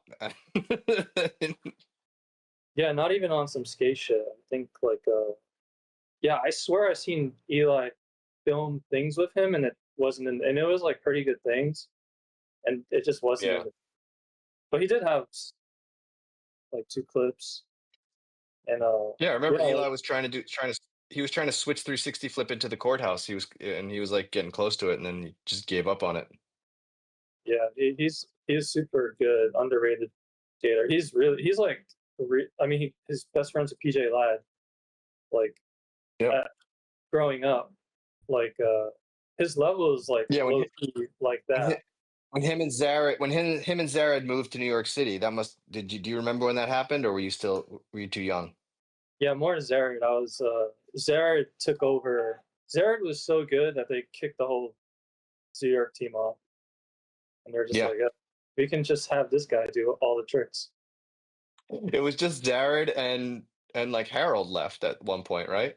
Yeah, I mean, I think I'm like kind of joking, but I think that had something to do with Echo. That's a whole nother Sure. story.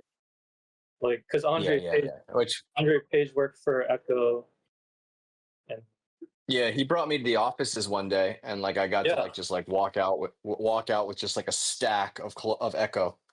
yeah, we had access to that. So he's not only works for Echo. He was like best friends with Mark Echo and this like the family, like kind of like stepson or something. So we had access to a whole building in Midtown, and that helped Fortisnat to make merch.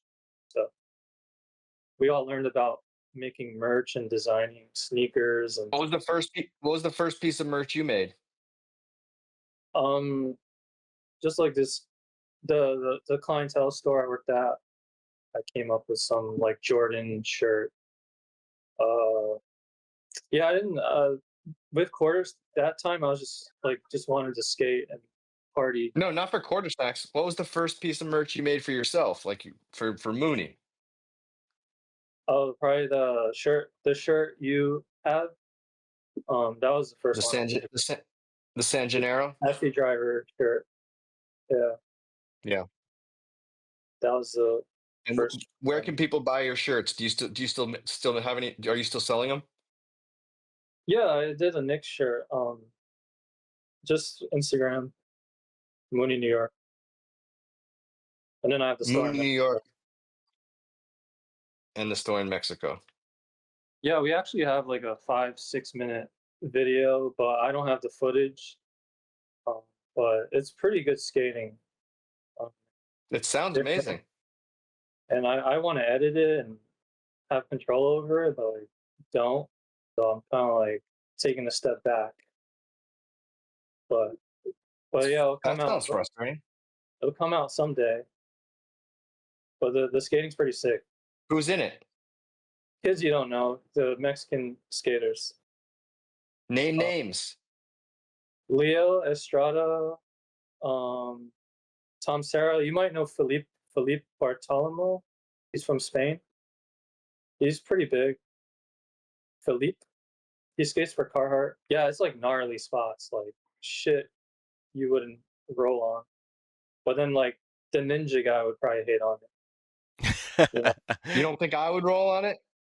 No, I've been like kind of back into what's going on in skating. Now that the Knicks won, you're like, fuck it, let's start. Let's follow Yeah, skating again. yeah. Kind of, maybe you're right. Yeah.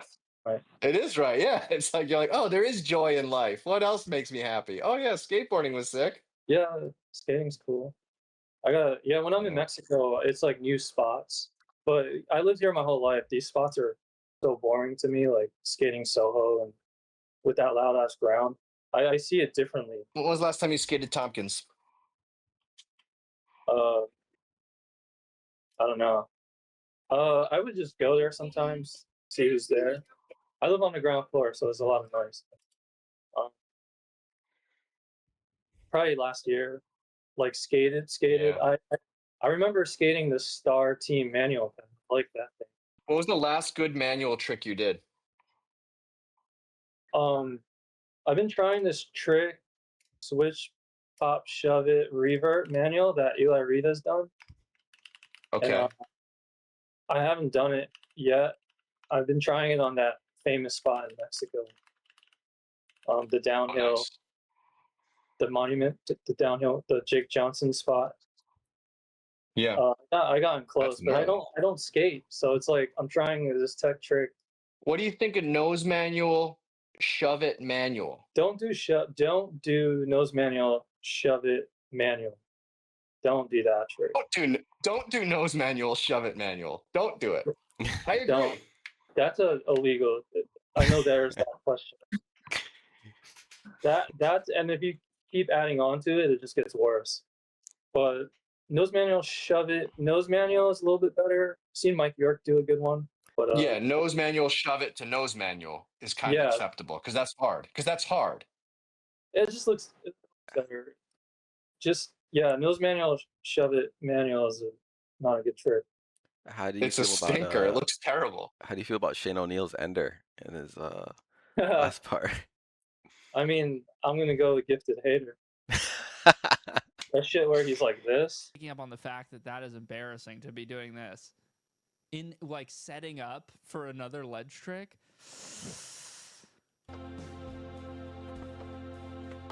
Oh my god. Yeah. Like, damn, like it sucks to skate now. Like, I would have not noticed that if it was like 2015 or something. Like you pointed that out. I was like, he's there's rules, man. You Yeah. can't just do whatever you want. Yes, like and a very good rule. I agree with you. Is don't do a nose manual, shove it to regular manual. That is just like it's the most like oh god, stop. If you're a beginner skater and you just want to learn an easy trick, then yeah, but don't film it. And Thank you. if someone does it, I'm Yeah, not. it's fine, but don't film it. Keep It's it fine. on the Like hard try drive. it. Just Yeah, skating yeah, it. Skating it. If you're having fun, then cool. yeah. Don't ever ask someone. Like imagine being that person. Be like, hey, can you film me do this trick for a second? And they're like, yeah, sure. And then they see you doing that. You're like, oh my god, no. I mean, you Yeah, can't ask someone else to film that. I deal a lot with the Mexican skaters. Kind of like they don't like the taste is a little different, and I'm kind of like try and guide them. Like you want to be sponsored, right? And you want like don't do that. Like Yeah. there really is rules to this shit. Like with the team managers and stuff. Like you can be really good and still fuck it all up. Do you feel like you're a hard ass team manager, or do you feel like you're slack? I'm not a team manager. I'm telling you about team managers in general. They are you can be really good and then do that nose manual, shove it manual, and then that would just ruin the whole shit. Like Yeah. someone like Fat Bill will just be like, "All right, I'm done." Everyone's good now, so no one cares how good you are. It's really Yeah, you that's need taste. another. Yeah, taste is even more important now because everyone is good. Yeah. Just trick selection. Yes. There are Yeah. some skaters that can pull it off. If you can do that, and like I think like Gifted Hater does some interesting things, but he pulls it off. Looks But like it, Daewon Song like is so yeah, talented. Like everything he does gets crazy too. But then it's like you can't say like, oh, Daewon Song did it, so it's okay. It's like no, it's like no, he did it also like yeah, that's so different. Like that, I think that part of skating, like younger skaters don't think about too much. But I was raised like, the first skaters I met were Huff and Dill, who are very particular. You know. well, Yeah. Huff only did like 4 tricks. Like he only liked like 4 tricks. Yeah, but if you watch his footage when he was a kid, he was doing nollie, big spin, heel flips. Yeah, he Yeah. could do everything, and But then he stopped doing it because it looked like shit, right? Yeah, 100%. That's why we call stuff like little kid tricks. Like I'm sure you know yeah, Jinwoo, where Jinwoo's like nightmare yeah, flipping yeah. into board slides, and it's like, okay, that's cute now that you're like 10, but Yeah, he does some crazy shit. But yeah, yeah, I mean, he's just so good that he's like the generation of skater that is skating's going to turn into the NBA eventually. yeah, We're gonna have and one mixtape shit where you're gonna have your Bobby Pulios and you're gonna have Jinwoo, yeah. and, and one's gonna get paid more than the other for obvious reasons. But it is interesting to see just how good someone could get, but then they lack fundamental. Yeah, did you watch the Jinwoo Street part? No, I don't. I wouldn't watch that. You don't need to watch it. What did you right? Did you like it? Not or Clara? Did you guys I watch it? I didn't pursue anything Jinru related. I like the kid. I like what he's doing. but for me, watching his skating is rough. He's doing great. He's doing amazing sick shit, but it's like with the imagination of like a 10-year-old boy type skating. Yeah, I Yeah. can't I can't picture what he's gonna look like when he's older, right? Isn't that it's kind of like The Simpsons when they show like Bart in the future, Yeah. and he has like he's like kind of fat with like a weird rat tail. It was so funny. I went to SLS in Cleveland and I was watching Jinwoo do his tricks and shit in the warm-ups and there were people behind me and they're like, "Who's that little girl in with all these in the men's Yeah, section?" I thought it was a girl for years Yeah, till exactly. a few months ago. So I went, yeah, I mean, he's I kind of fuck with him, but I'm old. It doesn't matter. Like, Yeah. I love watching him skate contests because it's like he skates. There's he I mean yeah, he's the only one that skates like that, right? Like there's no Yeah. one else that's like kick okay. flipping into a blunt slide and then Yeah. backside flipping out, right? No one else. My favorite thing when I play really good skaters, like fucked up good skaters and skate, just do a front shove, like a pop front shove, and either they'll mess up or they'll do it like kind of Ugly. really well, Yeah. but then they'll do like big flips and Cuz it's the fundamentals. You have to have that with, and that's with basketball as well. Like the new generation likes to skip steps because you have YouTube tutorials and stuff like that. mhm, So you get good really You got to fast, put in but the then work. you're like missing this thing where you stand on your board. like Like how you stand on your board and shit is like important. But I mean that's just like old heads. What old heads think. Did you ever see yourself becoming one of those old head guys? I'm not in the skate industry. Is it good? yeah, it's good. It looks fantastic. It looks perfect. Yeah, I mean, yeah, I just have my opinion. But that's all. I mean, I think I could like help if a kid's like got the talent. I could. Some of these people need that help, Matt. You could be that like a lot of them actually do need that help, and They're I think you could be the guiding voice that the perfect cutting edge server needs they're lost because you causes. have an opinion about. Yeah, right. They're a lost cause. We have like maybe I think there's probably one person that could possibly get sponsored in here. That's actually decent. Well, but I mean, like Jamie Thomas would kind of do that, but like in a weird, like he did that with Chris Cole, like, but like Yeah. it's, but it was a weird time. Like when Chris Cole before all that, he like pushed Mongo and did like fuck. I know all the dudes in Philly would make fun of him. I mean, Ian Reed would always tell me these stories. He did like a 50-50 Benny Hanna out or something like that. Like he had the skills, but just he was just goofy. Yeah, So that's so all you funny. needed to do is like tell him to not be them, dress like this, and I guess like the Jamie Thomas kind of helped him with that. So why am I Well, talking? Chris Cole? No, it's well, because just he's it's like the poster hilarious. child of that. Yeah, that was just an He's example of like like like the yeah, just Jamie Thomas was like famous for that. We have a guy in the server, Lunatic, and he pushes Mongo, and I think you can help him maybe to stop doing that. He lives in Albany. Is he like young?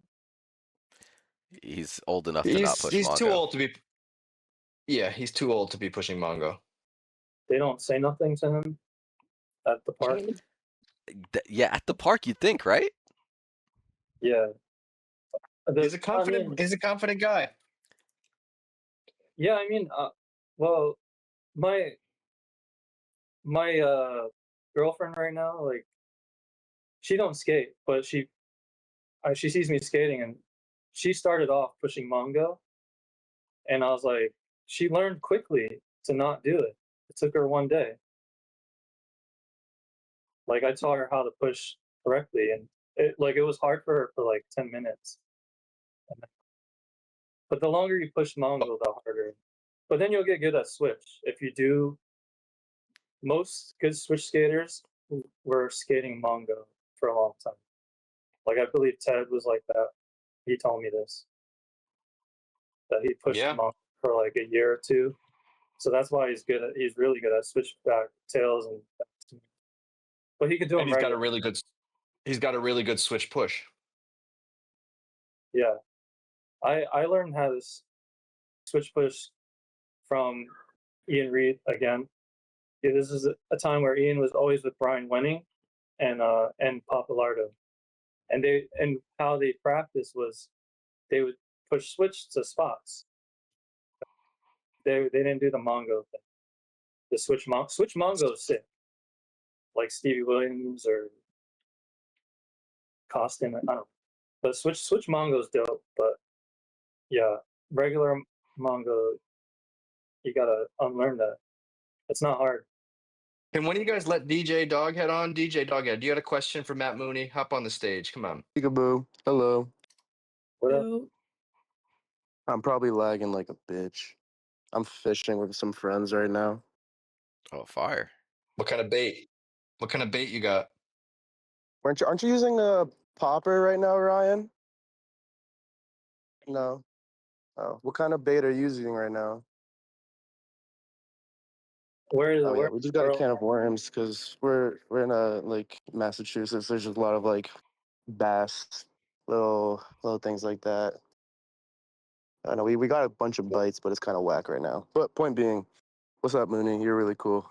Nice to meet you, dude. What's up, I've been dude? like tapping in and out of this interview because I've just been driving, but your relation with James at Jebbia, that shit is mad cool, dude. You're telling some fucking lore about that. I think that whole like area of like the Manhattan group of the OG fucking like quarter snacks and stuff, that dive is so cool. I was deep into like just finding as much Google and YouTube videos about that whole group like a couple months back because I was just hella into like a bunch of New York stuff. Did you find anything? Fucking my favorite being like the old what's it called? There was this like Zoo York beef or something that happened in Yeah. Yeah. dude, do you know anything about that? Because I could barely find every dude that was on an Yeah, interview. I can They would be find saying something about that, and they bring it up and be like, "Yeah, so like, there's just some fucking Zoo York dudes, like, yeah, whatever." And they would just shut up. They would all not talk about it. What? Can you explain that, please? yes. Taking my star socks off. Um uh this so people think it's a collab. It's not a collab, it's a beef sticker. Something I remember them taking all the ZR boards off the wall. I was there. I didn't know why. Might have had something to do with Harold's funeral, with Uh, with expenses, but mhm. that's just my memory. it was But just like a handful of guys' beef, so everyone just saw it from the outside in of like, no more Zoo York. no, everyone. I actually on that like on the Instagram, I post someone wearing the shirt. It's like 20 photos, but if you look closely, all the photos are blurry because it's 2005. Yeah, But there's those someone wearing resales it. insane. It was people knew that were there at the time, but now like people are collecting. Like I sold a Supreme sticker for $100, like on eBay. Mm-hmm. So now it's a collector's item, and a lot of people think it's a collab, but No, it was a diss. yeah, it was. They were beefing about something. Yeah, Yeah, that was one of my favorites because my uncles had like when it came to like Skate Street, where it was like New York and like Echo and stuff that I would see a lot, and like Macy's and shit. And they were telling me about the Beatles and the not the Beatles, the Roaches that they spray painted, and they showed me yeah, the video. And then that that was like some way. early like at least East Coast skate stuff that I saw when I was young, because everything No, else was just Tony Hawk and Cali. So. the cockroach thing was way later. Yeah, yeah, I know, but I was just thinking like Supreme Team and then the Zoo York guys. Like I remember being a little hype beast in middle school and seeing that T-shirt and being like, "No way, they had a collab!" And then years later, finding out it was not anything like that. Yeah, well, they collapsed like a year ago, but Yeah, that was Zoo, different. yeah, the Now Zoo it's fucking what if done VF by Corp? yeah, So I guess yeah, I don't know. I mean, it could be what I said earlier. But Mhm. I like little shops that do stuff like that. Carpet Company, that place in Baltimore with the yeah, fall Baltimore. accents. Those guys, they have they have little if you know you know things of like they'll put like they'll specifically write something on someone's board because they print all their boards in shop. And I've seen certain writers talk about they got like a little like kind of like troll like thing on their board making fun of because they're just regulars they would see all the time at a park and they like make fun of their stance or some trick of their favorite thing they'd put on their board, custom graphics, and I know skate brands don't do that anymore. Just little like troll kind of bullshits, because then they don't think about it from like a yo, this is a one of one item, guys, limited release. You got to sign up for. No, they just like do it because it was just a thing. We don't have any of those new shops anymore. yeah. I mean, a lot of brands start off with like making fun of something because to get some Mhm. attention. Oh, Notice. Stingwater. You know Yeah, that Stingwater brand? Yeah, they have the Sue Me everything, and it's just like the checker print Supreme, but it just says SUE instead. yeah. Forget the kid's name. He's a good skater from DC. Uh-huh. The Vert God, right? Daniel Kim. Yeah. Yeah, he was a quarter snacks dude, and then just kind of I don't know. He doesn't hang out with those dudes anymore, I guess. Sad. Yeah. But But I anyways, remember him in DC I'm videos. about to go continue fishing. I'll catch you guys later. It was nice meeting you, Mooney. Hey, It was nice seeing Bye, you guys. DJ. Peace out, catch guys. a bull shark. Thanks. And I have to say goodbye to Mooney. All right, it's It's late too over late there, for me right? in Belgium. It's Yeah, late. It's late. I got a big day tomorrow. But yeah. thank you very much for talking to us and catching up. It was nice to talk to you. Thanks for having me. No, thanks for coming on. Matt Mooney at Mooney, New York. Put her in the books. Put her in the books. Yep. Do you, That's do you how know we what wrap. that's from, Matt? Put her in the bookings. Do you know what that's from? What? Jerry Maguire. It was from no, it's from the broadcaster that used to do the New York Mets. Every time a game was over, he'd say, "Put her in the books." So here's the pitch. Swung on and missed strike three. Put it in the books. I like when you yell at people guys, and like you like when I do that?